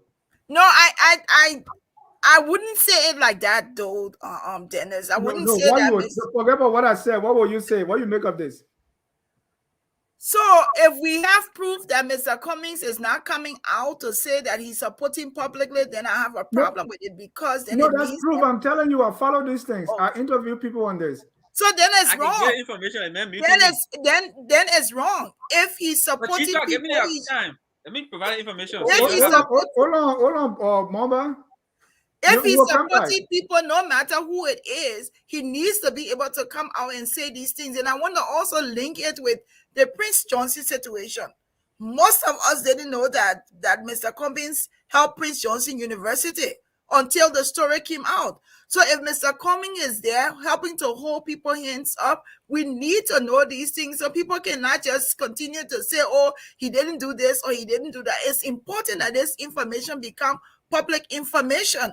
So then I'm wondering why is it that he supported Mr. Boakai, like you say, maybe secretly giving all of the support that Moba is needing, and Mr. Boakai is not owning up to these things that Mr. Cummings have done. I find a serious problem with that. If he's done these things, we need to know so people will know whether Mr. Boakai is being fair in his actions towards Cummings, and people will also know that Mr. Cummings is not just not helping everybody. I'm pretty sure Mr. Cummings not help George we had to. Right. I'm pretty sure. Mr. Mamba, what else have Cummings done that is not in the public? Look, Cummings has done a lot for the Liberian people that won't be passing around announcing. And by the way, I should tell you this for the record. Mr. Cummings is not a person who will do something for you and he wants the entire world to know. Now, but I saw you attempting to clearly contradict what I was saying here. I told you the ANC met as a political party. We made a decision that we will not be throwing our support behind any of the two contestants in the runoff election in 2017. Mr. Cummings came and announced our decision. But as an individual Liberian citizen, his choice of the two persons who are running to be president was Mr. Boakai, and he gave his support to Mr. Boakai. And did he announce it? At the time, did he announce that? Did he announce that he was giving his support as an individual to Mr. Boakai? No, but he did not have to. He did not. No, it was his right to decide how he wanted his support to be. You don't have to explain. Are you telling me that it is every Liberian citizen? It is every Liberian citizen that supposed the candidate announced it? No, he chose them to announce it. I mean, he is the face of the ANC. The ANC made a decision. Had he come out and said he supported Mr. Boakai publicly, you, Mr. Jai, would have said Mr. Cummings contradicts himself, he's selfish, and in fact, he does not respect the institution that he heads. The institution made a decision that he would not. What do you say? Yeah. No, you made your point. I get it. Let me go to Aliyu. No, but you keep cutting me off. I mean, you can't throw you are saying the same thing over and over. So we can spend all night. Mr. Cummings came out and said the ANC is not supporting somebody. And then he went and supported Boakai with money, with other resources, and he said the ANC made a decision and said we will not throw our support behind any of the two candidates, but all partisans, no matter who you are, you can choose who you want to support, and that's fine. And that is why he said, and you can agree to that fact. That is what Mr. Cummings said, right? Mr. Mamba, I got you. Let me go to Aliyu. No, you didn't get me, but I agree that Mr. Cummings announced that every other partisan of the ANC can decide who they want to support, and that's what happened. You wanted him to take a stand that was against the party's decision? That couldn't happen. Yes, I agree. That happened. I commented, I've interviewed people, I follow it. I know these things. I've been following politics since I was in 10th grade. No, thank you. At least I agree that Mr. Cummings is an institution person. The institution made the decision, and he respected the decision. Whoever he decided to support, that was his personal prerogative. I get it, but I mean, he's a public figure. He's a standard bearer. Personal prerogative will not count. Aliyu, let me go to you. What do you make of it? A political figure was sick recently. Mr. Cummings, help them. So you also kind of start announcing it, yeah? That's different. Mr. Aliyu, what do you make of it? What do you make of the breaking news? You hear breaking news? Pardon me, Dennis. What breaking news is that about? Mr. Cummings supported JNB with money and other resources. Oh, come on. Listen, we hear speculation of $10,000. Speculation of $10,000. And it has not come from Cummings himself. It's come from his pundits. And until it comes from Cummings. So this is a lie you are saying? I didn't say that. Speculation. Until it comes from Cummings, if you know GMB very well, he's not going to even acknowledge that stuff. Okay? The whole thing about, oh, he's a Liberian citizen, these are the deceptions that we have in our politics. When Mr. Cummings supported Tewongwe against the lady Gongloe, Where? He went to Nimba County in the trenches and campaigned for Tar. When he supported Simon Taylor. That is not true. When he no, why in the play we can see the detail about. When he supported Simon Taylor, he was all over in Grand Cape Mount County. Now, how can he be supporting Joe Boakai, but it has to be a secret? So there's something wrong in itself with what he just said. Mr. Cummings, if Mr. Cummings supported Joe Boakai, if he wanted to support Joe Boakai, he would be supporting Joe Boakai in order for Joe Boakai to win the election. He was a stakeholder in the election. Even though you say he's not important. but stakeholdership has percentage. You must be aware. 7% and 28%. You can't put them together. It's like somebody 700 pounds and you bring somebody 5 pounds to fight them. You know, it don't work that way. So what we're saying is, if his motive was not ulterior, he would have done it publicly. If what you're saying is true, but all we hear about is support, it's all speculated by pundits and surrogates. So I do not want to give any credence to it. Thank you, Mr. And let me announce, if you want to join the conversation, 605-313-6004. The code is 791403#. Mr. Gaiman, what do you make of the low-key arrival of Mr. Boakai in Monrovia and also the meeting with PYJ? Well, first of all, Joseph Boakai,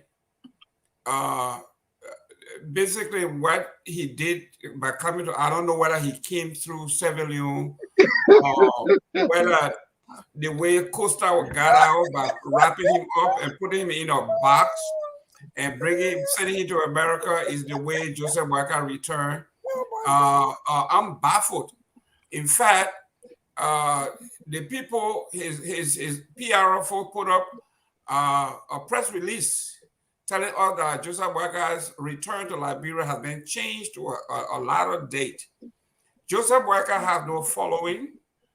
Joseph Boakai is sick. He's feeble. He's old. And they did not want the CDC camera coming and looking at this man who just had a stroke dragging his leg. They didn't want that. Mr. Gaiman, please watch your language. No, let the man talk, Dennis. Let him speak your mind. Everybody know him. As far as Prince Johnson going to Joseph Boakai, is a clear indication that these people do not mean business. It's a clear indication that Joseph Boakai has no interest in Cummings. It was Prince Johnson that said he couldn't deal with Joseph Boakai because Joseph Boakai was a battery man walking around with battery in his chest, and Joey bought battery for him and all of that. And he turned around and said he couldn't support Cummings because Cummings is gay. I cannot support a gay man because I'm a preacher. I'm a man of God. He's gay. We will never support him in Nimba County. So for Joseph Boakai to have sat there and allow this man to be in his living room discussing issue of political concern to our country tells me that Joseph Boakai is desperate, absolutely desperate, that a man who disavowed and said that these people are no care. In fact, a man, he said, is wearing battery. This man is wearing battery. I cannot even work with him because I don't know when and where the good old Lord going to call this battery man home. And he says all of these things. Now here we are. He has no money. He has no following. He came to the United States.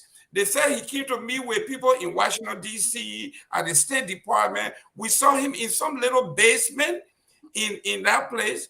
And he's sitting there like a client of, a client. People from the nursing home that people carry all over the place. This man did nothing. He means nothing. He has no compassion.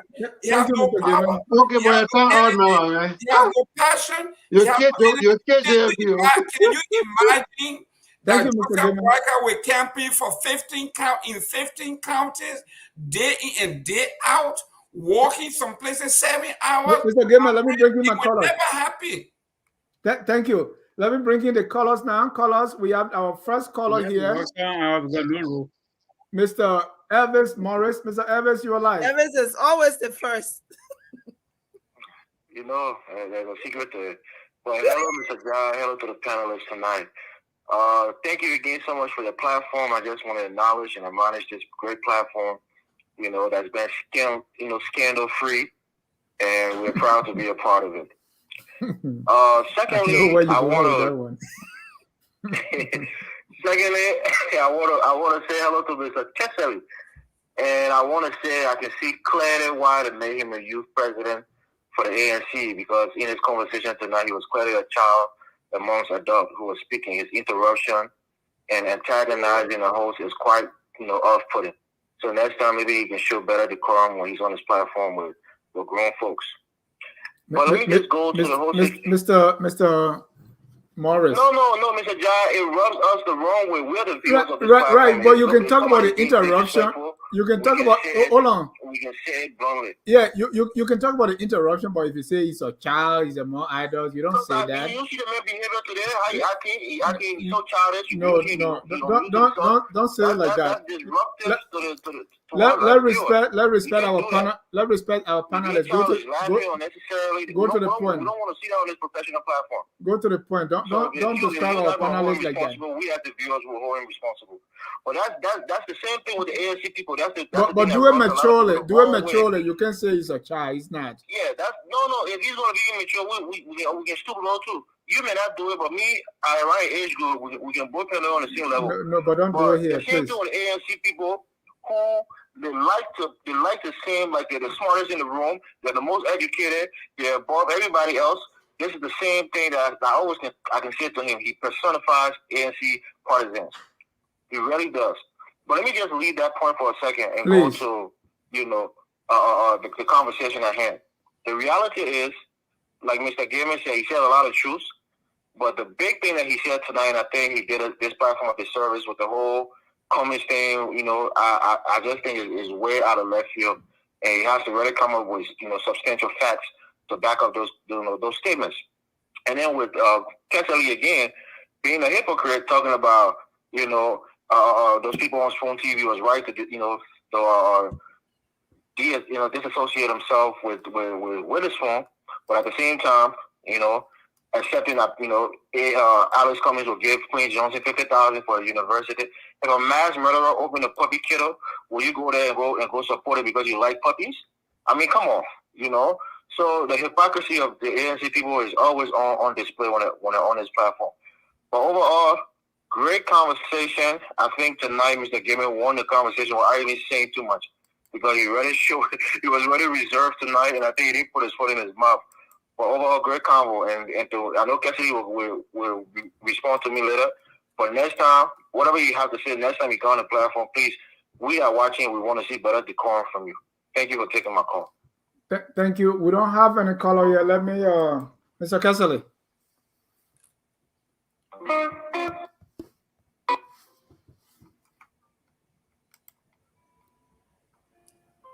You are muted, Cassidy. Yes, Mr. Jack. At this time, we want just 30-second response to our callers, and then we wrap this up with your closing comments. So, okay, respond to our callers, Mr. Cassidy. I want to state here that Mr. Cummings is the best person to be president of Liberia. The decision he made to stand by the vote of the ANC Executive Committee to not support any of the two presidential candidates and allow partisans to choose who they want to support was good. He, as an individual, he had the right to choose who he wanted to support, and he chose Mr. Boakai, and he gave Mr. Boakai his support. Among the executives at the time, I chose to support Mr. Boakai. I was involved with the campaign, and I supported Mr. Boakai. That is what people who respect institutions do, and that is what people who want to build strong and vibrant institutions do. I'm not going to respond to the young man who called and tried to attack me. I mean, it will be total waste of my time. Clearly know where he's going and who he supports. So let's move on.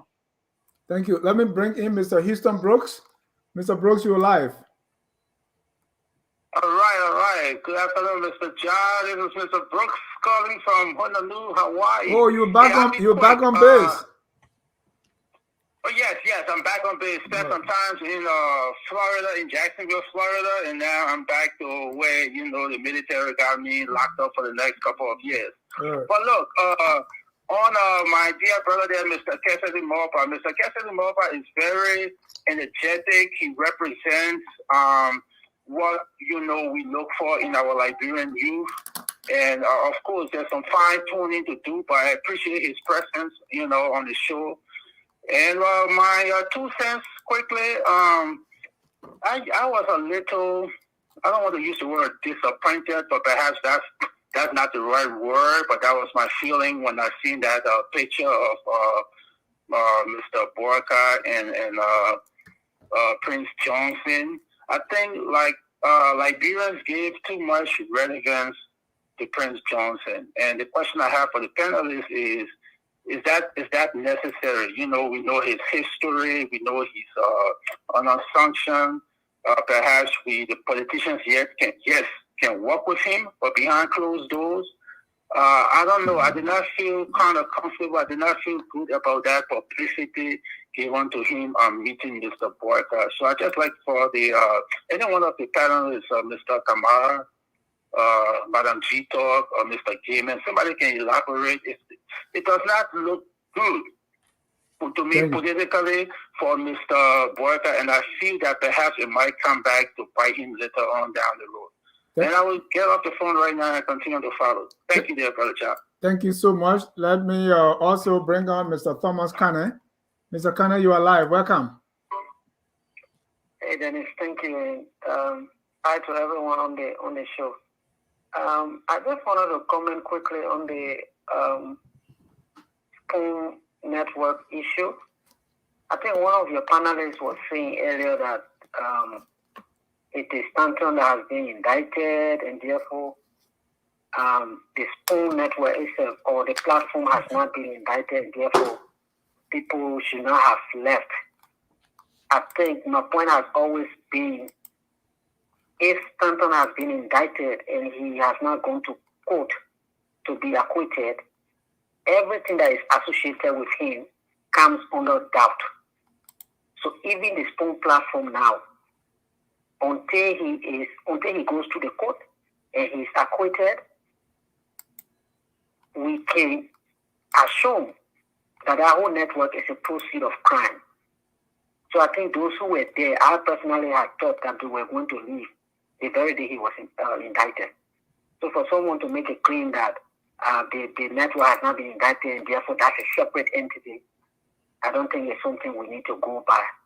The only thing for me I really feel is like I've always said, all of these platforms that are in the diaspora, the ones you run with all of these media entities, you are contributing to the democracy of Liberia in the sense that you are outside the country and you are able to hold public officials to account.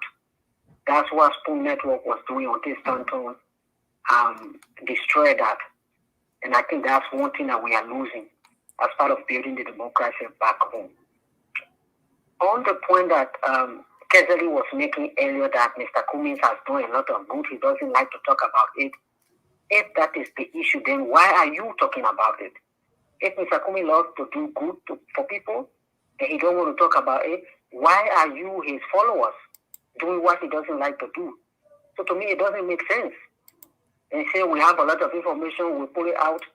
If he put it out and you are close to Mr. Cummings and he's the one telling you to put it out, why he's not putting it out, then how do you expect us to trust him? That when he does move, he doesn't like it to come out. So I think that's the point he's making and actually contradicting himself. So I mean, it's a good show. Thank you all. We'll continue to follow the discussion. Thank you.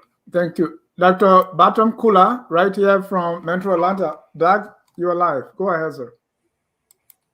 Yes, good evening, folks. Let me start with Stanton Witherspoon and his Spoon Network.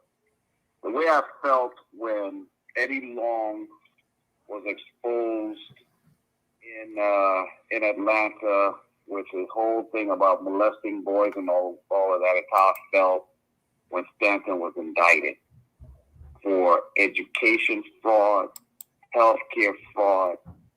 I mean, for somebody who had established a network that our people started to depend on, that was holding government officials accountable for corruption, to be indicted with such a huge crime in the tune of $114 million, led to me questioning all of us as Liberians, our integrity. Because when that individual was indicted was the time that people like Francine Chenoweth Richardson, who's a psychologist and a teacher, so you have healthcare and education, she had been one of the first people to leave that network. But now we hear Ben and the rest of them have left. Well, that's great. Maybe it's a little bit too late, but it's great that they left, because that network put everything, their whole, brand on credibility, on, holding people accountable, on getting Liberia to be straightforward. It's all about the country. And I kept looking at him guys that he's too good to be true. And eventually it ended up being the case. Liberians, we have to be able to hold each other accountable. We have to ask the deep questions and not just let people come influence our politics, influence our leaders, influence our government, our journalism, our media, our people, without questioning them. Now, the next thing I want to talk about is this whole thing about our politics and the opposition, and Mr. Gilman sitting there with a straight face where he can question nothing that George Weah and their incompetent government does. The whole group are just a bunch of underachievers, very incompetent individuals. These CDC guys are the biggest hypocrites I've ever seen. They will call George Weah doctor with a straight face, knowing that this dude doesn't even put out the educational, capacity of somebody that graduated high school, but he'll call him Dr. Weah, and Gilman will question everybody, including UP and the ANC and Boakai and Cummings, but never question the incompetent way Weah and the rest of that crew has been running Liberia. That is our problem in Liberia. We never question our own friends and our relatives and people who are obviously our country down the drain, but we question everybody else. That's a sad day. Have a good day. Thank you, Doug. Well, thank you also to my panelists for your time tonight. Time is fast spent, so we'll go around the room for your closing comments, starting with Mr. Aliyu Samba Valley Kamara. Aliyu, Nietzsche. Yeah, but great show, Dennis. Thank you for having me again. You've been such a great friend over the years. Let me just clarify something about the Stanton Waterspoon issue as far as my stand is concerned. What I am saying here in no way endorse the action or the alleged action of Mr. Stanton Waterspoon. If Dennis Jah is pulling money out, God can bless anybody. Everybody call his platform and he gave him 5,000, 10,000, 15,000. I can't hang with Dennis Jah for 3 years, make use of such resource without any question asked, without any hesitation, any apprehension, and not expect any ramification. Yeah. All of a sudden, when Dennis Jah gets busted, Mr. Kamara, let me stop you. Are we sure that these people were benefiting from 1,000, 3,000 from Mr. Stanton? My man, leave that thing. Leave that thing. I'm sure that these guys were benefiting in many ways. Now, one of the ways they benefited, let's abstract the money. One of the ways they benefited is publicity. They became famous through this man. Through this man. And not only that, they traveled with this man to Liberia. Their whole trip was facilitated by this man. How do we know that, Mr. I know that. Okay. I'm not talking about we, I say I. singular pronoun. Okay? Their entire trip, their lodging, their hotel was this man. When somebody, even if you're not giving me the money, Dennis, when you're pumping money out like this, I have to ask questions. I used to be with D-Flow on his show as one of his hosts.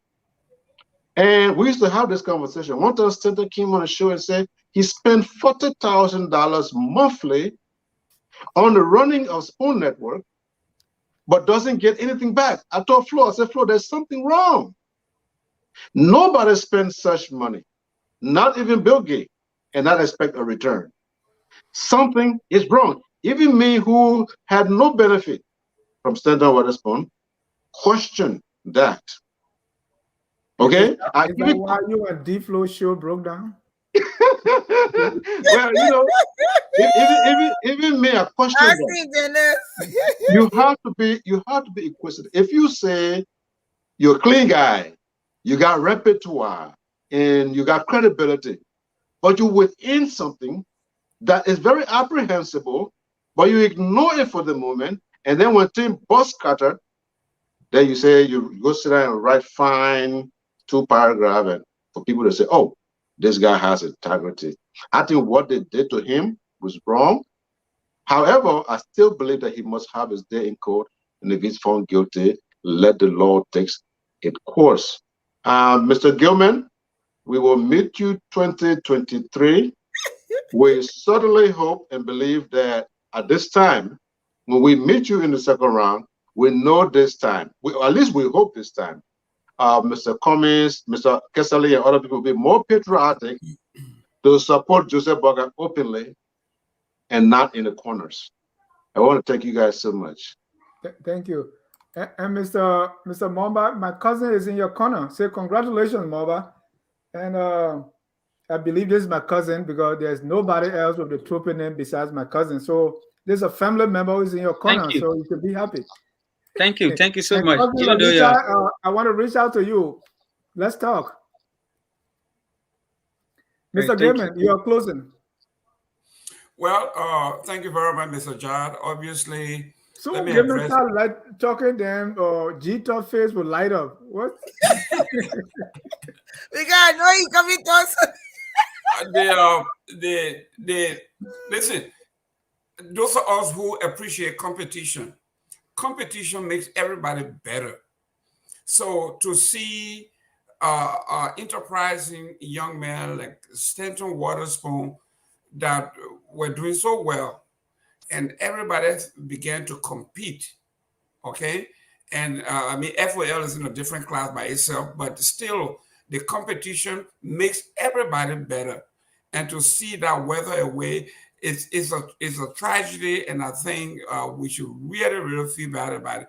And to Mr. Kamara, on the Spoon thing, I'm in the Miami market. I'm in South Florida. This is where he was indicted. All 7 corporations of Spoon are all part of the indictment. They were named in the indictment, including Spoon University, Spoon Communication, Spoon Consulting, Spoon Finances. They have all of those things listed. So yes, they are part of the indictment, and anybody who is associated with that. Please give that list to Dennis, yeah. Pull up the indictment and go to I'll follow. It wasn't there, but the one you get, please give it, Dennis. Okay, and when you go to some base, I follow everything. Listen Nothing to was this. listed there by Listen. It's about university only. Hold on, Kamara. You know, Gilman doesn't give any link. In politics, they say if you are not succeeding when you explain it, you are losing, and that's what you're doing there. But anyway, all of those things were listed. When you go to somebase.com in Florida here, they will list all his corporation. All of those were listed here, and they are all part of the indictment. As far as Dr. Mr. Kamara also said that they are hoping that 2023, where in politics in this country we say hope is not a strategy. So I want you to get that. Dr. Cooler talked about we are not questioning Dr. Weir. No, because Dr. Weir is the most successful president since 1822. And it was self-evident this week when the vice president of the World Bank came and inspected all the projects, and they were satisfied. They said they even go to allow more money to Liberia because of the quality of work and the work they are doing. They But told you that? yes, you didn't listen. Or you see, you guys don't listen. You're not following because you want to be blind. But Mr. Kessley, I would say the same thing to you. You have to learn to be succinct. They say the more you talk, that means you are losing. You are explaining. And I want to let you know that in this particular race, Cummings have never built anything. The ANC that he's leading, he purchased the ANC using cash violence. He has not built anything from scratch. George, I can tell you, I formed CDC from scratch. ANC cannot say that because we know where ANC came from. We know how much he paid for it. We know that Kwame Clement was the owner of this and he purchased it and still is not being held. For all the money he has spent, 7% is all he can get. And in Nima, he has gone to 1%. So he is in reverse. My people, Joseph Boakai is not going anywhere. He's ill. His own spokesman said he's unrepentant travelist. Unrepentant travelist. A dead man walking. A sadistic travelist. My people, George Weah is the way, is the life, is the life of the country, and George Weah one round. Thank you. Mr. Kessley, you're closing, sir. First of all, I want to thank all of the commenters who are sending support to me and congratulating me. I do appreciate that you came here, you listen, and you are making the comments you are making. I'm very grateful. Again, I just want to state here that while I may disagree with other panelists here, I'm very respectful of their views. And I take nothing personal, no matter how tough it may be, because in a democracy, that is one of the greatest tenets that you don't have to agree with people and the things they say about you, but you have to just respect them. You can have a heated argument and still move on smiling. So to Mr. Gaben, I know you let my business because I can deal with you, but you my papi. so, so and Mr. Kamara, I like to say welcome to the phone. And it's been great. Of course, G Talk. I don't know whether G Talk is a supporter, a friend, or BFF. I didn't decide where she is. But it's been a good show tonight. Where we find ourselves as a country and people, it's very important that we make decisions differently this time around. Mm-hmm. The contestation for president in 2023 is not just about somebody coming to occupy the presidency. Liberians made a terrible mistake in 2017 when they went to the polls. They just wanted change. They did not really ask who was this change and what was the person bringing to the table. And unfortunately, they elected a novice, a man who had managed nothing, who had records of only breaking down institutions he took, a man who established businesses and ran them to the ground, a man who did not even successfully run a football team in Liberia. The junior professionals, they failed miserably. They saw that man as change. And unfortunately, we see where our country is today. And in 2023, we'll be faced with three very important options. We can go with George Weah and continue with everything that's happening today, or we can go back to the things that failed us before. We know how United Party led the country in 12 years and the mismanagement of the country's resources and how they have, in fact, emboldened the CDC to do some of the things the CDC is doing today. It is because of the kinds of things Omen Boakai and the United Party did in 12 years that led George Weah to do some of the things he's doing. If George Weah doesn't pave road, you ask him, you say, oh, the other people did not pave road. But what we are telling you here is Mr. Cummings is running to be president because he wants a different Liberia. Mr. Cummings is running to be president because he comes with different sets of experiences. Mr. Cummings is running to be president because he can create jobs for our people. Mr. Cummings will be able to make sure our people can afford to feed themselves so they don't have to be calling you in America, Australia, or other parts of the country every day. They can be able to feed themselves, send their children to school, take care of themselves. We can have better hospitals in Liberia. We can have good roads. We can live in a decent country. And even all of us in the diaspora will be proud to call ourselves Liberians because we have a president who will lift the name of our country up high. We cannot go back. We cannot continue with what we have right now. We have to change and Mr. Cummings represents that change. He is not the only Liberian who can change the country. Of other people running, we believe he's the best person suited to change Liberia. That does not in any way suggest that no other Liberian citizen can lead the country. No, others can lead. But at this point, of the people running to be president, among the top 3 candidates, Alexander Cummings is the best option we have. Thank you very much. It's been a good show tonight. Thank you. Tomorrow at 7 p.m., please join us for the Liberia History Channel with Carl Famula as our chief presenter.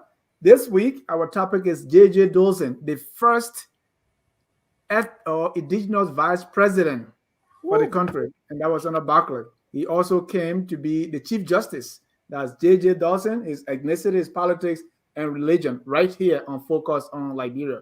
You will agree, this is the only platform since 1822 that covers everything. We talk about literature, history, business and finance, politics, religion. We do it all. On Sunday, we have our Christian show called Hello Pastor. Reverend Dr. Chandler G. Freeman will be discussing salvation. Why does God want us to be saved? If we are not saved, so what? All the thought-provoking questions come and they will all be answered. You don't want to miss it. And because I will be hosting, and you will find out why many believe I'm the well-rounded host, the man who discusses everything with ease. G-Talk, what's your closing? So there are 3 things I've jotted down, but I also want to say Mr. Gamer is just in his own class, own category. I think when God decided that Gilman was going to come on earth, everybody stopped. He only made Gilman, and that was it.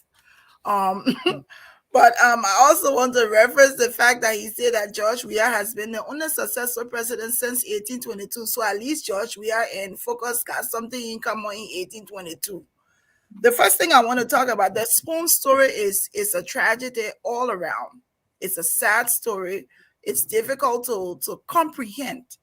But in the midst of everything else, I think when adults make decisions, we have to be able to respect their decision in whatever way, shape, and form. It affects Liberia as a whole because that was a network that we all follow, and some of us were contributors to the stories on that network. So it's sad for everybody, and I am deeply saddened by how everything is pouring out into the public and how everything is going. I'm in no way saying that it is right, but I think that it's just no one can justify what's happening. It's just a sad situation. The second thing I jotted down, I wanted to talk about is Prince Johnson.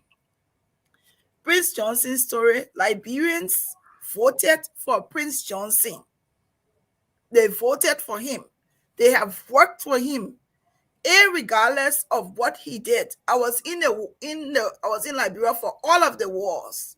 I ran away several times, lost everything. My father was a government official, associate justice at the time. He suffered during the war. In the midst of everything, Liberians still voted for Prince Johnson. I think it is unfair for us to say that JMB was wrong to meet him, or for us to say that it wasn't a good thing to see him meeting with JMB. I think JMB can meet with whoever he wants to, just like how Mr. Cummings can associate with whoever, and just like how Mr. Gongloe may want to associate with whoever. They're all Liberians. So I am not going to fault JMB for having a meeting, or for Prince Johnson going to see him. I'm not going to fault him for that. My honest plea as I end this is to the opposition camp. If you want George Weah to be a one-term president, it behooves the opposition leaders to come together and to be able to come out with a strong opposition candidacy that's going to be able to fight George Weah and to win the elections at the first stance, not the second stance. So I want to appeal with them. And of course, Dennis, I already said in my position is secure here. It's always a pleasure to be here, and I thank you all. And tonight, my night was so happy. I had my 2 BFS here, one from CDC and one from ANC. I may fall in the middle one day, who knows? On that note, which I say thank you so much for always coming and contributing to what will go down in history as a major contribution to our politics. We are all Liberians, and we want to always stress that, regardless of your political persuasion, your economic status, or who you choose to have meeting with. We are all Liberians, and we must do our utmost best to make our country the glorious land of liberty. Have a good night, and God bless you. We are Liberians.